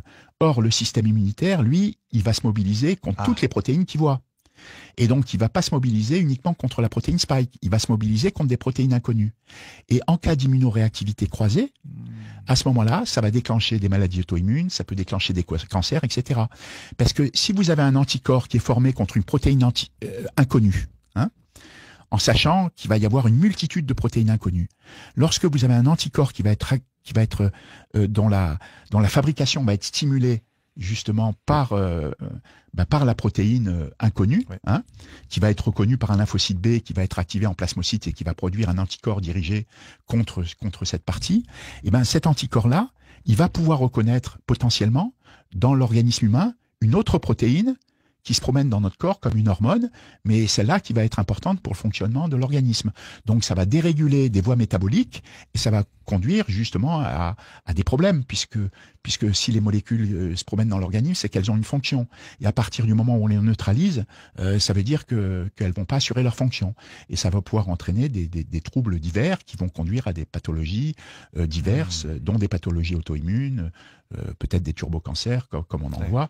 Et donc, ça peut être très délétère. Et là, c'est la loterie. Et comme on sait qu'il y a vraiment énormément de protéines inconnues qui vont être produites, des protéines aberrantes, hein, ou des protéines fantômes, on les avait appelées, donc c'est très délétère. Et rien que ça devrait aussi tout faire arrêter. Donc, il y a beaucoup de raisons d'arrêter ces injections. Question importante. Oui, je voulais revenir, voilà, tu m'as dit. Et le chat est en feu. Merci en tout cas à tous ceux qui nous suivent. On est plus de 700, 800, je crois, actuellement. Ouais, presque 800. Presque 900, je veux dire. 850. Alors, la question importante que tout le monde se pose, c'est la possibilité de transmission de la protéine spike et donc du vaccin. Par voie sexuelle ou par voie sanguine, par voie sanguine, etc. Oui, ou par la salive. Par la salive, vacciné et un non vacciné. Oui, ce qu'on appelle le shedding. Oui, le shedding, oui. Ouais, alors, et aussi le passage à l'enfant. Ça a été mis en évidence par Hélène Banoun, par Hervé Seligman. On avait publié des choses dans un précédent Nexus là-dessus, mais c'est bien de le rappeler avec toi aujourd'hui. Justement, qu'est-ce que tu penses du shedding ? Parce qu'il y a beaucoup de gens qui sont pas injectés, mais qui vivent autour de gens injectés et qui s'inquiètent de leur santé. Ce phénomène de shedding existe. Hein, il a été décrit pour d'autres virus. Hein, c'est pas ça sort pas de n'importe où. Donc, ce phénomène existe. Maintenant, on ne sait pas exactement quelle est la part réelle de contamination d'une personne non vaccinée à partir d'une personne vaccinée qui va transmettre justement l'ARN messager, par exemple vaccinal, justement en aérosol. Là, c'est un peu le problème. Et puis, il y a le problème aussi de la transmission potentielle par voie sexuelle, parce qu'on sait que dans les organes reproducteurs, on sait que le système rénine-angiotensine est très présent, comme partout ailleurs, et qu'il y a énormément de récepteurs, justement, notamment de récepteurs ECA2, qui sont la cible, justement, de la protéine spike. Donc, on sait qu'il y a une contamination potentielle qui existe, hein, même si elle est faible, bon, on peut pas dire qu'elle soit complètement nulle. Hein. Alors c'est là où on faut en revenir à ce qu'on avait commencé il y a quelques minutes sur comment renforcer notre système SRA, ce système rénine-angiotensine, alors pour justement éviter d'être trop sensible à ce shading, à cette protéine spike qu'on pourrait avoir. Donc tu nous as parlé de la vitamine D, ce qui est déjà alors la vitamine D, à mon avis, c'est vraiment la clé. Il faut avoir un taux élevé, supérieur à 50 nanogrammes de calciol par ml. Ça, plus du magnésium. Oui, pour le rendre. Bon, les autorités sanitaires recommandent 30 nanogrammes de calciol par ml, mais pour moi, c'est pas assez. Il faut être au-delà de 50. Alors, je vais vous expliquer pourquoi. C'est parce que à 30 nanogrammes de calciol par ml, ça va être suffisant juste pour la minéralisation des os, etc. Mais ça va pas être suffisant pour l'activité sur le système immunitaire. Parce que la vitamine D a énormément de fonctions. Elle agit partout. Et elle va agir de manière différente suivant sa concentration plasmatique. Et pour avoir un effet optimal, il faut être au-delà de 50 nanogrammes de calciol par ml. Quand vous êtes à 30, vous êtes à 20-25% du potentiel de la vitamine D. Et ça correspond à combien de UI par rapport parce que sur la vitamine D, c'est en UI, en unité. Oui, alors ça dépend du poids de la personne. Généralement, on considère que c'est 70 UI par kilo. 70 à 75 UI par kilo. Okay. Pour une personne, par exemple, qui fait 70 kilos, je parlais de 100 microgrammes, hein, c'est 4000 UI. Pour une femme, ça va être au moins 3000 UI. Pour une personne obèse, très lourde, ça va être plutôt 800. Ou c'est juste en hiver. Alors, vous pouvez prendre aussi des ampoules, mais c'est plus efficace quand c'est journalier. Ça a été démontré dans toutes les expérimentations. Il vaut mieux une supplémentation journalière qu'une grosse dose d'un coup. Voilà, qu'une grosse dose d'un coup. Et est-ce qu'il y a des risques de surdosage? Est-ce qu'il y a des contre-indications? En fait, justement, les gens disent attention, les médecins aussi, ils disent beaucoup attention à la vitamine D, c'est très toxique, il y a beaucoup de toxicité, etc. En fait, c'est pas vrai. C'est pas vrai. La vitamine D, elle a une plage d'utilisation qui est énorme. Elle est énorme. Et pour atteindre un taux de 150 nanogrammes de calciol par ml, là où on commence à voir des effets délétères de la vitamine D, qui est justement le dépôt de calcium sur les tissus mous et l'apparition de calculs reins, il faut vraiment y aller fortement. D'autant plus qu'on a un système, nous, de régulation de la vitamine D. C'est-à-dire quand notre organisme estime qu'on a trop de vitamine D, il active une 24-hydroxylase qui est capable de neutraliser justement le calcidiol, etc., neutraliser le calcitriol. C'est bien de le rappeler parce qu'il faut pas, parce qu'il y a beaucoup de gens qui peuvent le prendre, se dire bon, je vais en prendre un maximum. Non, il faut le prendre dans les bons dosages. Oui. Le mieux étant de se rapprocher de son médecin pour essayer de faire ça dans les règles de l'art. Oui. Alors, il y a une étude, pour vous donner une idée, il y a une étude qui a été faite expérimentalement. Il y a des personnes qui ont été supplémentées avec des ampoules de 100 000 UI de vitamine D pendant une semaine avec une ampoule par jour. Ça veut dire que ces personnes ont pris une ampoule par jour, c'est-à-dire qu'au bout d'une semaine, ils ont pris 700 000 UI de vitamine D. Et ces personnes avaient une concentration plasmatique de calcidiol qui était entre 20 et 30 nanogrammes de calcidiol par millilitre. Et il y a un dosage donc du calcidiol qui a été fait après la semaine donc de prise justement d'ampoules journalières de vitamine D. Et leur taux a été mesuré entre 45 et 60 nanogrammes de calcidiol par ml, tout en sachant que la toxicité commence à partir de 150 nanogrammes, voire 200 nanogrammes de calcidiol par ml. Ça veut dire qu'on est loin. Oui. C'est-à-dire qu'on est loin de la dose toxique. Si vous prenez en plus de la vitamine K2, à ce moment-là, c'est parfait. Alors, pour établir un SRA bien fonctionnel, donc ce qui est important pour moi, c'est la vitamine D. Il faut prendre du magnésium avec. C'est 320 mg pour une femme, 360 mg pour un homme. Bon, généralement, les gélules font 300 mg. Donc, comme je vous l'ai dit, parce que le magnésium permet donc de transformer la vitamine D, D3 ou D2 inactive en calcitriol bioactif. Il faut prendre avec du zinc. Donc entre voilà. 10 et 40 mg de zinc. Généralement, c'est des comprimés de 25 mg de zinc. Alors pourquoi? Tout d'abord, parce que le zinc, bon, déjà a plein de propriétés. Il est impliqué dans des tas de voies cellulaires, hein, de voies de signalisation cellulaire. En plus, il a une activité antimicrobienne, il a une activité anti-inflammatoire, antioxydante. Mais surtout ici, le zinc, il va être important parce que les facteurs de transcription qui vont être activés par la vitamine D, par la forme active de la vitamine D, ces facteurs de transcription utilisent très fréquemment le zinc. Le zinc est un cofacteur de ces facteurs de transcription. Et on sait que 15% des personnes manquent de zinc. Ça veut dire que si ces personnes manquent de zinc, à ce moment-là, il n'y a pas de zinc pour être le cofacteur des facteurs de transcription des gènes qui vont être activés par la vitamine D. Donc ça veut dire quoi? Ça veut dire qu'il ne va pas y avoir une activation des gènes qui vont être stimulés par la vitamine D. Mais sinon, et donc pas d'effet de la vitamine D. Sinon, avec une bonne alimentation, on est censé en avoir suffisamment du zinc. Normalement, oui. Normalement, mais il y a 15% quand même des personnes 15%. Qui manquent mais c'est loin des 80% en vitamine D. Parce que la vitamine D, on est vraiment tous carencés. Alors, ce qu'il faut savoir, c'est que quand vous avez, et ça a été démontré, hein, quand vous avez 30 nanogrammes de calcidiol par ml, vous activez 291 gènes. Si vous êtes à plus de 50 nanogrammes de calcidiol par ml, vous pouvez activer plus de 1000 gènes, et là on est à 2000 gènes activés par la vitamine D. Le génome humain, c'est à peu près 22 500 gènes, donc vous pouvez activer entre 8 et 9% du génome humain par une prise de vitamine D. Donc quand vous prenez de la vitamine D, ça fait énormément de choses. C'est comme si vous preniez des tas de médicaments. Alors d'abord, ça régule le système rénin-angiotensine parce que ça freine la suractivation, parce que ça agit comme un inhibiteur de l'arénine. Et l'arénine, c'est l'enzyme qui transforme l'angiotensinogène en angiotensine 1. Et l'angiotensine 1 est transformée en angiotensine 2, qui est justement l'hormone délétère, par justement un récepteur qui s'appelle ECA, qui est l'enzyme de conversion d'angiotensine 1. Et donc, ça génère de l'angiotensin 2 qui va suractiver le récepteur AT1R. Donc, vous avez déjà, si vous voulez, la protéine spike qui appuie sur la pédale d'accélérateur et qui suractive le système rénin-angiotensine, le rendant délétère. Et vous avez au contraire la vitamine D qui freine, qui appuie sur la pédale de frein. Donc, elle empêche le système de s'emballer. C'est pour ça qu'elle a un effet très bénéfique. Mais elle a d'autres effets bénéfiques. C'est-à-dire qu'elle est importante pour l'intégrité tissulaire.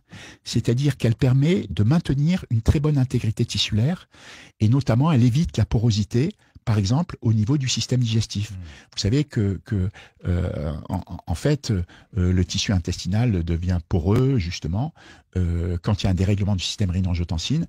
Vous avez l'intestin grêle qui devient poreux, et puis vous avez des bactéries, des lipopolysaccharides, etc., des microbes qui peuvent franchir, justement, et passer dans la circulation sanguine, là où elle peut provoquer une hyperinflammation. Et normalement, c'est dû à une porosité, en fait, de la barrière intestinale. Et vous avez la vitamine D qui est capable d'agir au niveau de cette barrière. Elle renforce les jonctions serrées, les jonctions adhérentes, et elle permet une très bonne cohésion intercellulaire. Et donc, elle empêche justement la fuite de ces molécules à travers l'épithélium intestinal. Et donc, c'est très bénéfique. Mais en plus, elle ne fait pas que ça. Elle favorise donc la prise de phosphore et de calcium au niveau des intestins. Elle agit sur la différenciation et la multiplication cellulaire. Donc, elle est impliquée directement dans la multiplication des cellules, donc dans les mitoses cellulaires. Et puis, une chose aussi incroyable, c'est qu'elle vous fait produire par votre corps des molécules qui ont une activité antivirale et antimicrobienne en général. C'est-à-dire que spontanément, elle stimule la production de molécules qui ont une activité antimicrobienne, dont des molécules qui ont une activité anti-SARS-CoV-2. Et elles ont été identifiées. Il y a une molécule qui s'appelle la catélicidine LL37, il y a une molécule qui s'appelle HBD2, qu'on avait identifiée justement avec mes collaborateurs chinois.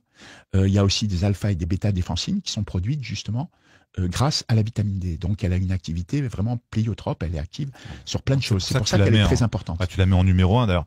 Profitez-en, il fait beau en ce moment, sortir au soleil, c'est aussi... Voilà, en numéro 1. Donc, bon, pour résumer, en gros, donc il y a la vitamine D, il y a le magnésium, il y a le zinc. Ce qui va être très important aussi, ça va être les antioxydants. NAC, N-acétylcystéine.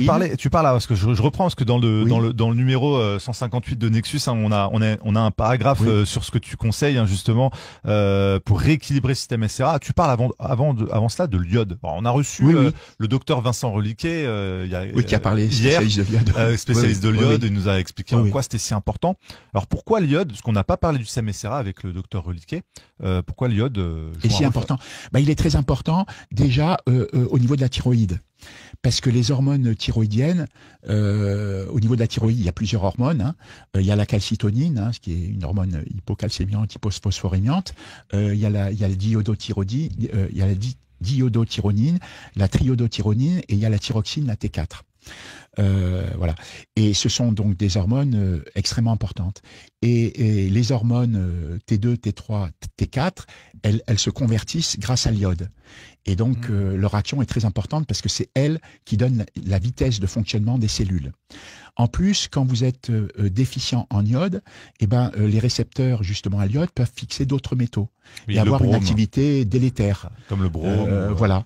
Donc c'est important d'avoir une bonne supplémentation en iode, d'autant plus qu'on sait que quand il y a un dérèglement du SRA, on a une insuffisance ou une carence en vitamines, notamment en vitamine B, en vitamine K, on a une dérégulation de l'homéostasie du calcium, du magnésium, on a une chute d'iode terrible, hein, c'est-à-dire que les personnes manquent d'iode, elles manquent aussi de vitamine C, c'est pour ça qu'elles font très fréquemment un scorbut. Hein.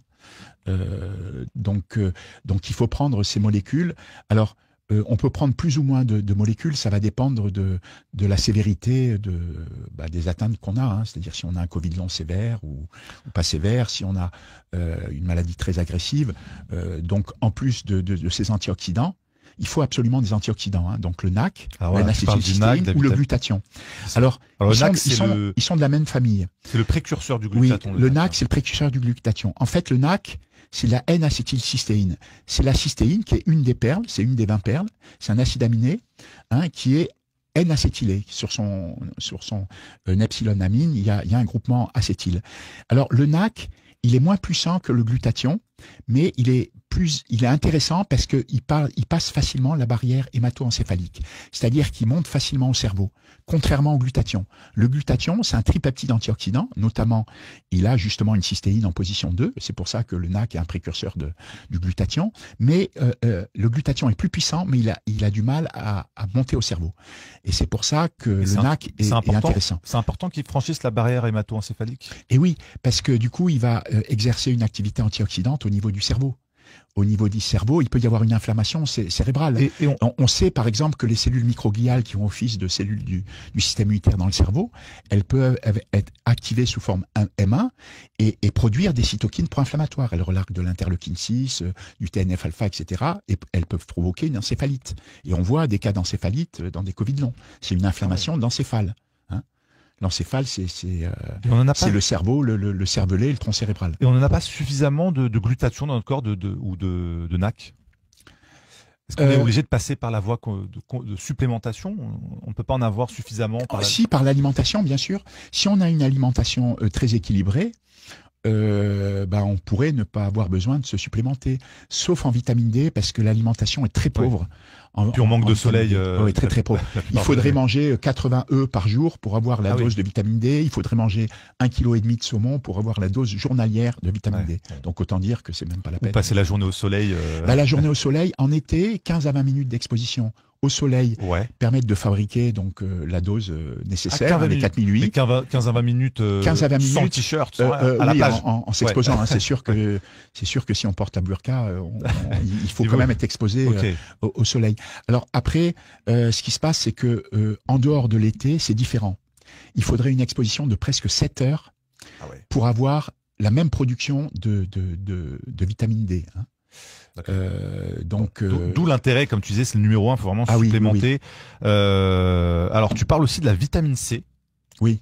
Alors c'est vrai, le chercheur la vitamine C, oui, c'est l'acide ascorbique, oui. On avait parlé, la vitamine C, oui, elle est très très importante. Alors il y a plein d'antioxydants. Hein. Vous avez la phycocyanine, vous avez la staxanthine, vous avez le coenzyme Q10. Enfin bon, il y a vraiment toute une famille d'antioxydants. Alors la vitamine C, elle est intéressante notamment pour une chose particulière, c'est qu'elle fait un très bon couple avec la vitamine D.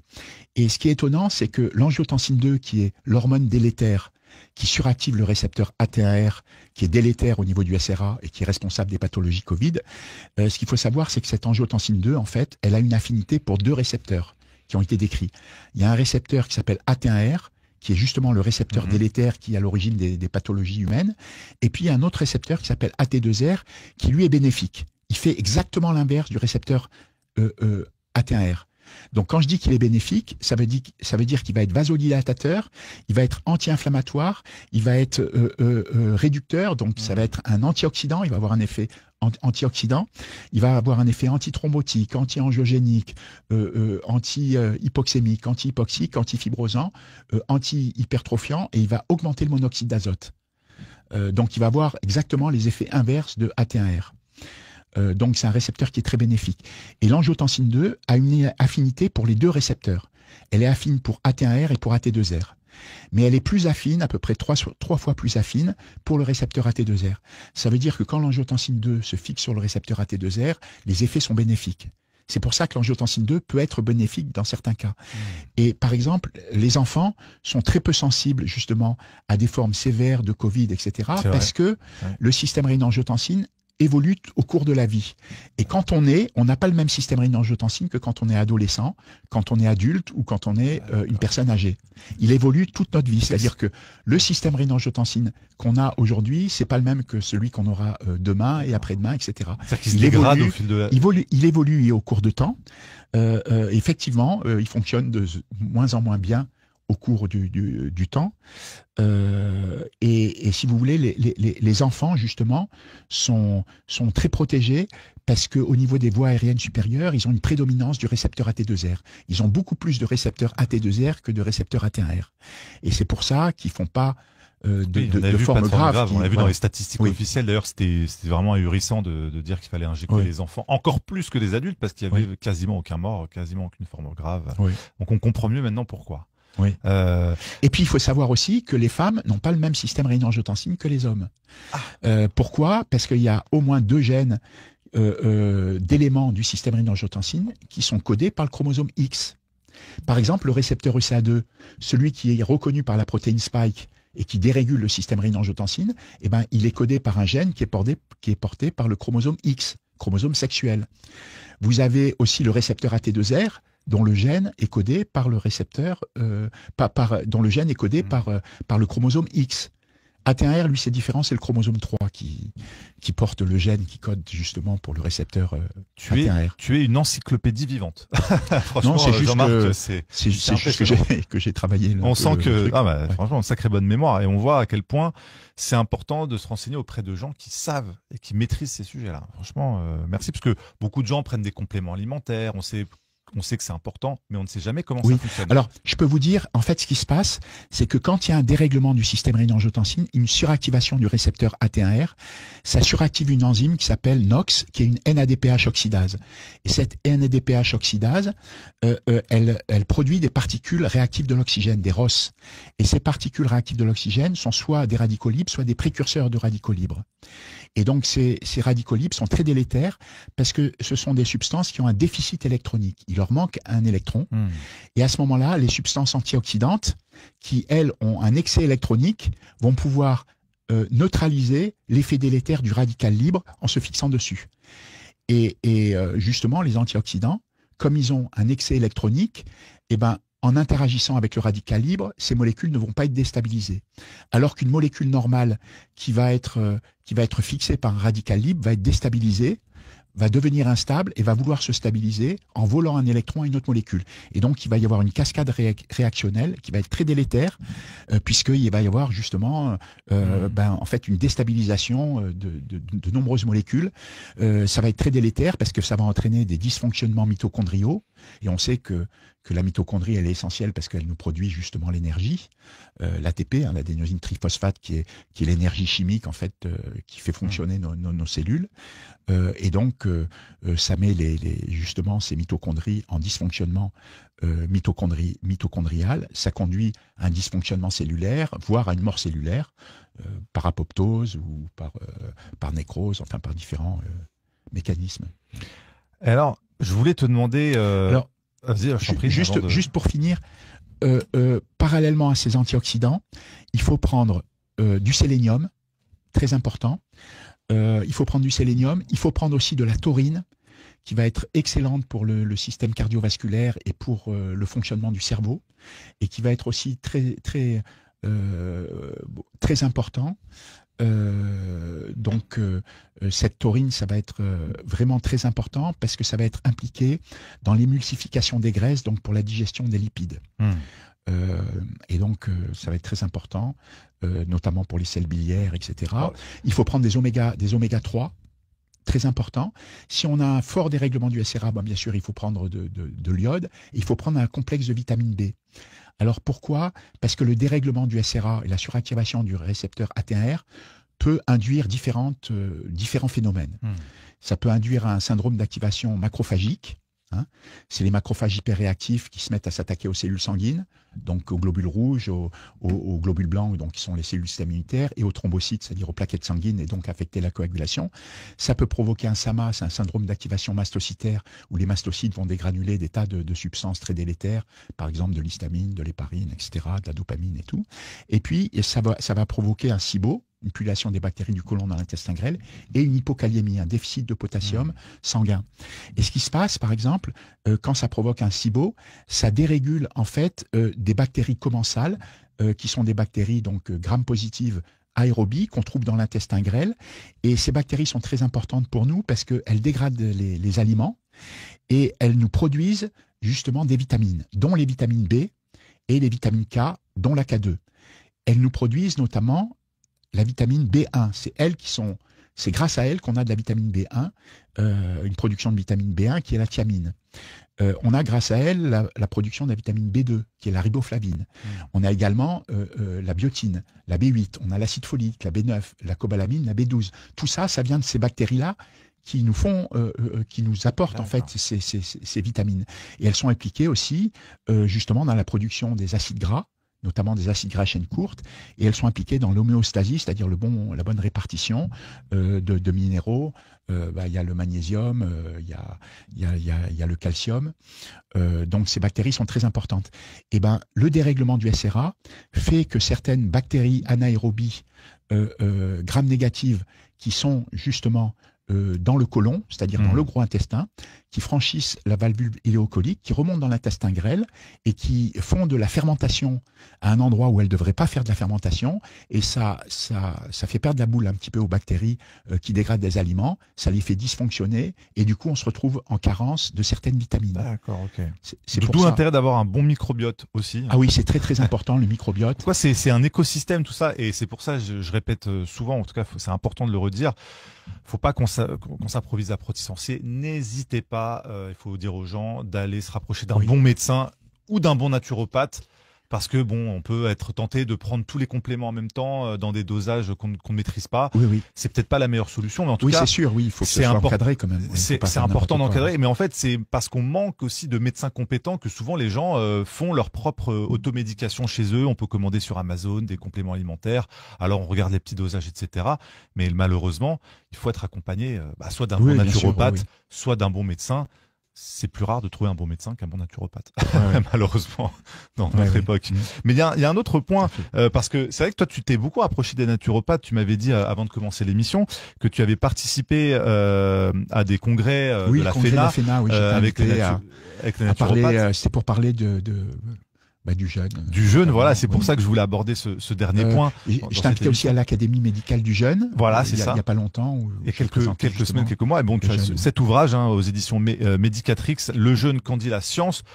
On connaît tous maintenant, plus ou moins officiellement, les bénéfices du jeûne. On dit que ça détoxifie, grosso modo, que le corps profite, quand il n'est pas en digestion, de faire tous les processus physiologiques pour nettoyer un peu de tous nos déchets. Alors, ça comme ça. Mais en fait, finalement, comment ça fonctionne? Quelle est la période optimale? Est-ce qu'il faut faire 3 jours, 30 jours? Est-ce qu'il faut faire un jeûne sec? Est-ce qu'il faut faire un jeûne avec l'eau? Les monodiètes, peu importe. Et est-ce que ça joue sur le système SRA? Voilà. Qu'est-ce que tu as découvert sur le jeûne? Oui. Alors j'ai travaillé sur le jeûne aussi avec un patient expert qui s'appelle Hervé Pietra, qui a fait des jeûnes de 40 jours, mais bon, voilà, qui est co-auteur d'ailleurs dans le livre. Et alors, le jeûne, je me suis intéressé au jeûne, je l'ai jamais pratiqué moi-même, mais je me suis intéressé au jeûne parce que j'ai vu que les effets du jeûne thérapeutique dépendaient complètement du système rénine-angiotensine. C'est-à-dire que c'est le système rénine-angiotensine qui va piloter tous les effets sur l'organisme d'un jeûne. Alors le jeûne, c'est quoi? Il existe en gros deux types de jeûnes, hein. Il y a le jeûne intermittent et le jeûne prolongé. Donc le jeûne intermittent, c'est que par exemple, pendant 16 heures, vous n'allez pas manger, et puis après, pendant les 8 heures suivantes, vous allez vous alimenter. Donc ça, c'est le jeûne intermittent. Bon, les périodes peuvent être variables hein, de jeûne. Si on met un peu au repos les intestins. Alors, voilà, c'est ça. En fait, il est moins efficace. Il est bénéfique, mais il est moins efficace parce qu'il permet de mettre au repos le système digestif, de réparer la barrière intestinale, enfin tout ce qui est dysfonctionnel, de restaurer en fait. Mais on va pas en la flore intestinale. Voilà. On peut avec ce jeûne, on peut initier des phénomènes, mais qui fonctionnent pas à plein régime. Par exemple, l'autophagie qui va se déclencher au bout d'une dizaine d'heures de jeûne. Mécanisme d'autophagie. C'est quoi l'autophagie? Alors, je vais décrire ce phénomène. En fait, pour déclencher donc un jeûne, on fait une restriction calorique. C'est-à-dire que on va pas manger par exemple pendant quelques jours. Alors, selon moi, la durée optimale d'un jeûne, ça va être quand c'est un jeûne prolongé, ça va être au moins 3 jours. D'accord. Et je dirais moins d'une semaine. Pour moi, la période idéale, c'est 5 jours. Okay, 5 oui, ça serait 5 jours. En termes de mécanisme d'action, hein, parce que ça peut être évidemment plus long. Hein. Il y a beaucoup de personnes qui font des jeûnes de 2 semaines, 3 semaines. Au-delà que ça veut dire hybride, pour que ce soit moins violent pour le corps. Donc avec de l'eau. Donc au-delà de 5-7 jours, ça veut dire quoi? C'est inefficace ou c'est délétère? Non. Ça peut être délétère. C'est efficace, mais il faut se méfier parce que c'est pas pour tout le monde. C'est-à-dire que il y a un mécanisme qui est lancé qui s'appelle l'autophagie. Ce mécanisme l'autophagie, je vais le décrire. Ouais, on le décrira après. Mais ça veut dire qu'à partir d'un certain temps, il peut se mettre lui-même à être un peu dysfonctionnel. Et il peut s'attaquer à des cellules saines. Il peut s'attaquer à des organites qui sont sains. C'est pour ça que, à mon avis, il ne faut pas que ce soit trop long, parce que il peut y avoir des erreurs après dans son fonctionnement. Ce qui n'est pas le cas au début, a priori. Oui, voilà. oui. Alors, ce qui est important de noter, c'est que le jeûne, il ne faut pas le faire n'importe comment, ça doit être encadré par un médecin. Il y a des personnes qui ont des pathologies spécifiques qui ne doivent pas jeûner. Par exemple, quand on a un diabète de type 1, qui est un diabète auto-immun, hein, contrairement au type 2, qui est en fait une intolérance au glucose, diabète de type 1, à ce moment-là, il ne faut pas faire de jeûne parce qu'il peut être dangereux, il peut même être mortel. Hein. Quand on a des atteintes rénales et ou pulmonaires, atteintes hépatiques plutôt très, très fortes, à ce moment-là, il faut éviter aussi de faire le jeûne. Hein. Donc il faut avoir quand même le foie qui fonctionne très correctement et les reins aussi. Voilà. À partir de là, on peut faire le jeûne. Alors quand on fait un jeûne, c'est qu'on fait une restriction calorique. Et vous savez, dans la cellule, on a un senseur énergétique qui est une protéine kinase qui s'appelle AMPK. Donc c'est une protéine kinase qui va être activée par l'AMP, qui est l'adénosine monophosphate. Alors ce senseur-là, il va regarder le niveau énergétique de la cellule. Et il va regarder le rapport entre l'ATP, qui est la forme de stockage de l'énergie, et l'AMP, qui est la forme dégradée, c'est-à-dire de l'énergie qui a déjà été utilisée. Et quand il voit qu'il y a trop d'AMP, à ce moment-là, il va être activé et il va phosphoryler 2 protéines. Et il va affecter 2 voies. Il y a une voie qui s'appelle mTOR et il y a une voie qui s'appelle IGF-1. IGF-1, c'est une voie hormonale avec une hormone, un facteur de croissance qui ressemble à l'insuline. C'est insuline-like growth factor. Okay. Et ce sont 2 voies qui vont être inhibées. Et lorsque ces 2 voies sont inhibées, ça va lancer le processus d'autophagie. Alors la voie mTOR, elle est importante pour tout ce qui concerne la cellule. C'est-à-dire que c'est elle qui va tout déterminer dans la cellule. Sa motilité, sa survie. Ça va déterminer la transcription des gènes, ça va établir aussi la traduction des ARN messagers, ça va contrôler absolument tout le fonctionnement de la cellule. Par contre, la voie IGF-1, elle va être impliquée dans la croissance osseuse et dans la croissance musculaire. Voilà. Et donc, ces 2 voies sont inhibées et lancent le processus d'autophagie. Et ce processus d'autophagie, c'est un processus de régénération cellulaire. C'est-à-dire que quand il est lancé, donc c'est à peu près, on dit entre 10 et 15 heures de jeûne, ce processus est lancé, mais il est plein pot, c'est-à-dire il fonctionne de façon optimale au bout de 3 jours de jeûne. C'est pour ça que un jeûne hydrique d'au moins 3 jours apparaît important quand on fait le jeûne, justement parce qu'il faut 3 jours pour que ce mécanisme fonctionne à plein régime. Hein. Donc, quand ce mécanisme est lancé, il fait produire des protéines de choc thermique. C'est des protéines qu'on appelle les heat shock protéines. Et il fait produire toute une famille de heat shock protéines, de 8 kilodaltones jusqu'à 100 000 kilodaltones. Donc, il fait produire des HSP8, HSP entre 10, HSP10 entre 20 et 30. Et la plus connue, c'est la HSP27. Après 40, il ne fait pas produire la 50, il fait produire la 60. La 70, il ne fait pas produire la 80. Et il fait produire la 90 et la 100. 100, ça veut dire que ça fait 100 kilodaltones. Donc, ce sont des grosses molécules. Et ces molécules-là interviennent dans plein de phénomènes, notamment elles réparent les protéines dysfonctionnelles, c'est-à-dire ce sont des protéines chaperones qui en fait réparent tout ce qui marche mal. Donc elles réparent les protéines dysfonctionnelles et quand elles ne peuvent pas réparer ces protéines dysfonctionnelles parce qu'elles sont trop abîmées, à ce moment-là, elles les envoient dans un système qui est l'ubiquitine, qui est une HSP8, et qui l'envoie sur une voie de protéasome, qui est de dégradation de la protéine. Et à partir de cette dégradation, ça reforme, ça libère des acides aminés, et ces acides aminés vont être utilisés pour refabriquer des protéines toutes neuves, bien fonctionnelles, qui fonctionnent bien. Et vous avez ces choc protéines aussi qui vont être impliquées dans la mitophagie. C'est-à-dire quand on a, par exemple, des mitochondries qui fonctionnent mal, ça va dégrader les mitochondries qui fonctionnent mal et ça va refabriquer des mitochondries qui fonctionnent correctement, qui nous produisent de l'énergie. Lors du processus d'autophagie, ça va influer aussi sur la production des récepteurs des hormones stéroïdes. Donc les récepteurs stéroïdes, ça va être par exemple les glucocorticoïdes, comme le cortisol qui est l'hormone du stress, ça va être les minéralocorticoïdes comme l'aldostérone, qui est produite donc par les glandes surrénales et qui est impliquée dans la rétention hydrosodée et la rétention de chlore. Et puis, ça va donc agir aussi sur... donc il y avait mitophagie... et ça va agir aussi sur le système immunitaire et ça va favoriser le bon fonctionnement du système immunitaire. Donc ça agit à plusieurs niveaux. Parallèlement, il y a beaucoup de molécules qui vont être produites. Donc il y a 2 molécules très importantes qui vont être produites. Il y en a une qui s'appelle FGF2 et l'autre qui s'appelle FGF21. Ce sont des facteurs de croissance des fibroblastes. Alors, la plus importante, c'est la FGF21, parce qu'elle agit à plusieurs endroits.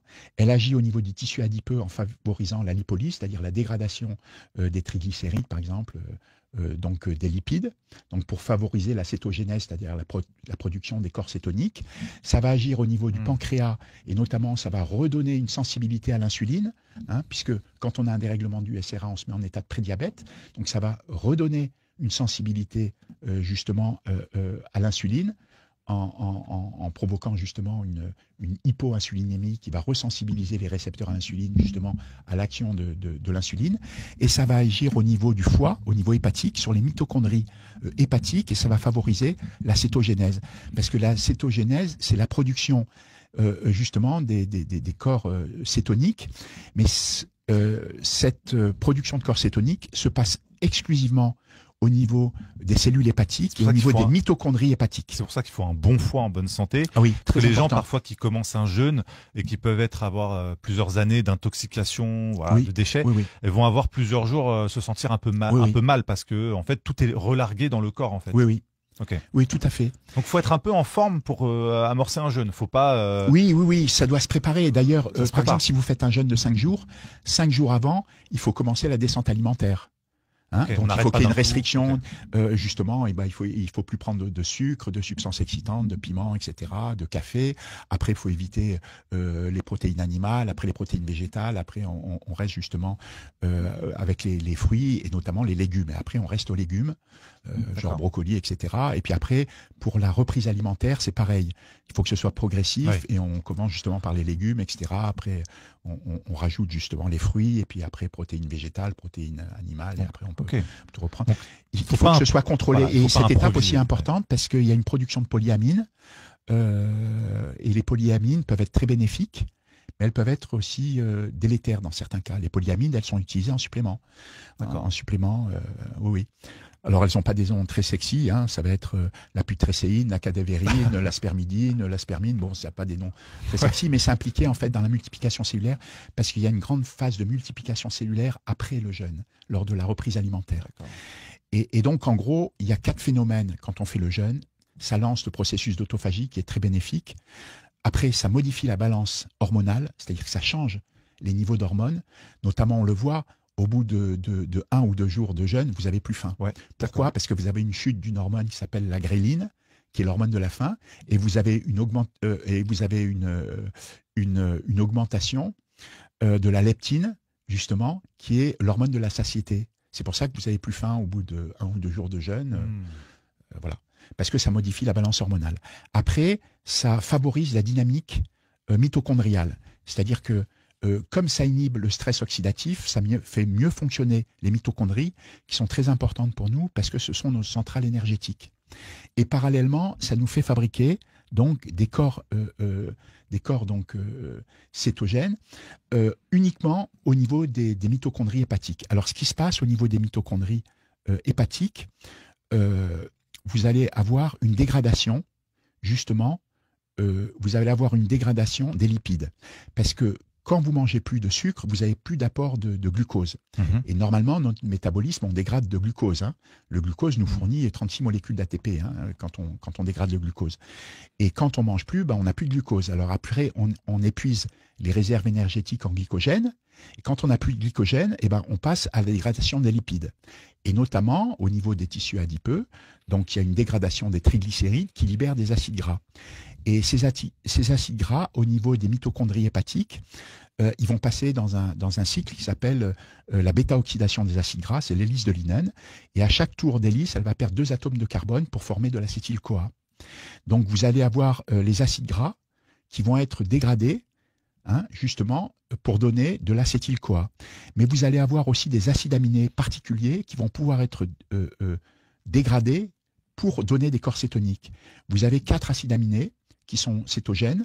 Vous avez la leucine, qui est un acide aminé aliphatique. Vous avez la tréonine, qui est un acide aminé alcool. Et vous avez la phénylalanine et la tyrosine, qui sont 2 acides aminés aromatiques. Et eux vont pouvoir donner de l'acétyl-CoA, justement, au niveau des mitochondries hépatiques.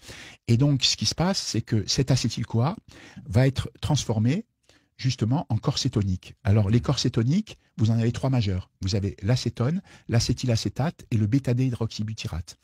Alors, l'acétone, en fait, c'est le produit de dégradation, justement, de l'acétylacétate. Et l'acétylacétate, c'est le précurseur du bêta-D-hydroxybutyrate. Alors, le bêta-D-hydroxybutyrate, c'est très énergétique. C'est moins énergétique que le glucose, mais c'est pas loin. C'est à peu près 23 ATP. Par contre, la dégradation d'un lipide est extrêmement énergétique. Je vais vous donner un exemple. Un triglycéride avec des acides gras en C20, ça peut donner jusqu'à 432 molécules d'ATP. Alors que le glucose, la dégradation d'un glucose donne 36 molécules d'ATP. Donc c'est beaucoup plus riche en ATP, donc c'est très très énergétique. Et notamment... ce qui fait que ça prend beaucoup d'énergie de faire un jeûne finalement. Ça fatigue. Alors on se sent en forme quand on fait un jeûne. Ah oui. Et oui, parce qu'on produit beaucoup d'énergie, mais à partir des lipides. Alors ces 3 lipides, ces 3 corps cétoniques plutôt, donc acétone, acétylacétate et bêta-D-hydroxybutyrate, ils ont une particularité, c'est qu'ils sont à la fois lipophiles, c'est-à-dire ils aiment les graisses, ils sont à la fois hydrophiles, c'est-à-dire ils aiment les milieux aqueux.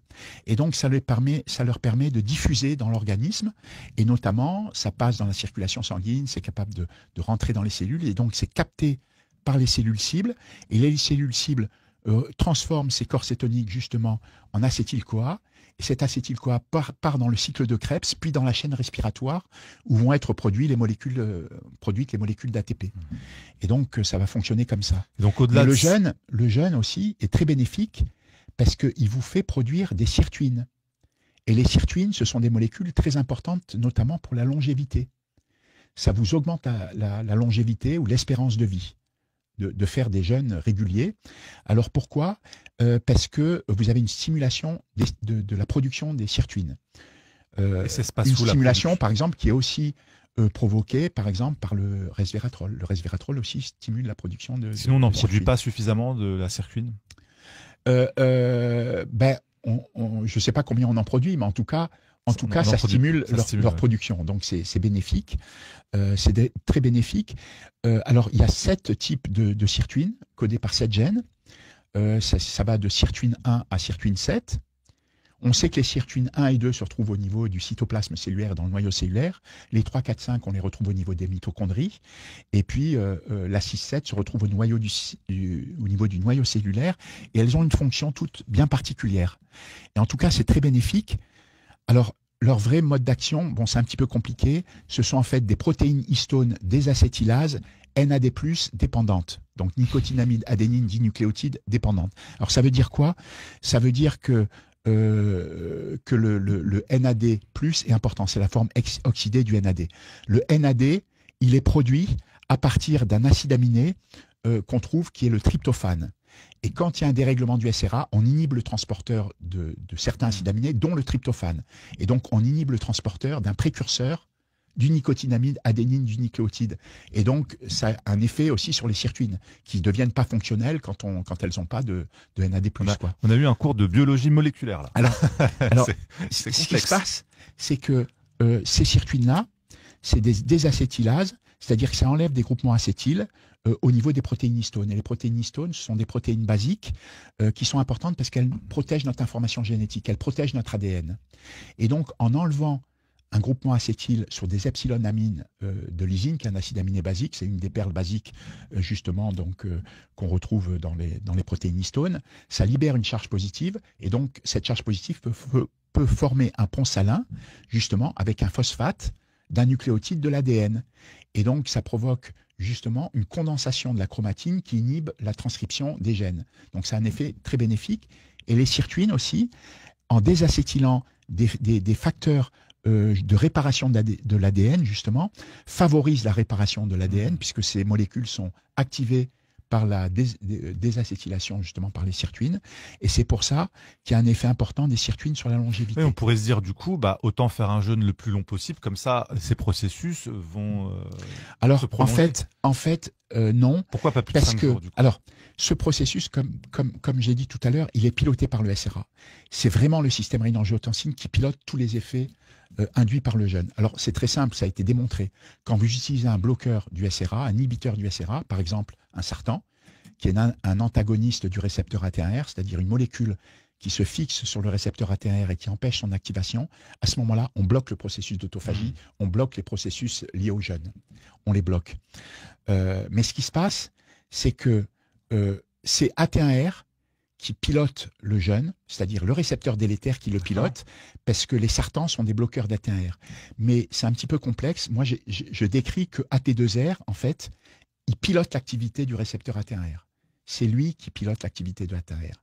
Et c'est un récepteur qui est assez mystérieux. Il y a eu un article qui a été décrit dessus où il parle justement du mystérieux récepteur AT2R qui est passé sous les radars. Mais pour moi, c'est le récepteur le plus important du système rénine-angiotensine. C'est lui qui contrôle vraiment... Donc si on prolonge le jeûne trop longtemps, ça dérègle tout voilà, ça. Oui. C'est-à-dire qu'à partir d'un certain temps, le processus, par exemple, d'autophagie est dérégulé et il se met à dégrader, par exemple, des organites intracellulaires qui ne sont pas sénescents, qui ne sont pas vieux et qui sont fonctionnels. Et donc, il commence à faire un peu n'importe quoi. Donc, au-delà de 5-7 jours, toi, tu dis entre 3 et 7 jours. Disons, entre 3 et 7 jours, c'est très bénéfique. Après, ça peut l'être pendant 2 semaines, etc. Ça dépend des gens. Mais voilà, c'est pas... mais on sait que ça peut dérailler. En tout cas, que ce système, après, au bout d'un certain temps, il commence à faire n'importe quoi. Et donc, il n'y a plus tous les effets bénéfiques. Mais en tout cas, ce qui est sûr, c'est que les effets du jeûne, en fait, sont très, très bénéfiques sur le corps humain. Est-ce que c'est bénéfique de le faire sans eau? Voilà, un jeûne sans eau. Alors, il vaut mieux le faire à l'eau, à mon avis.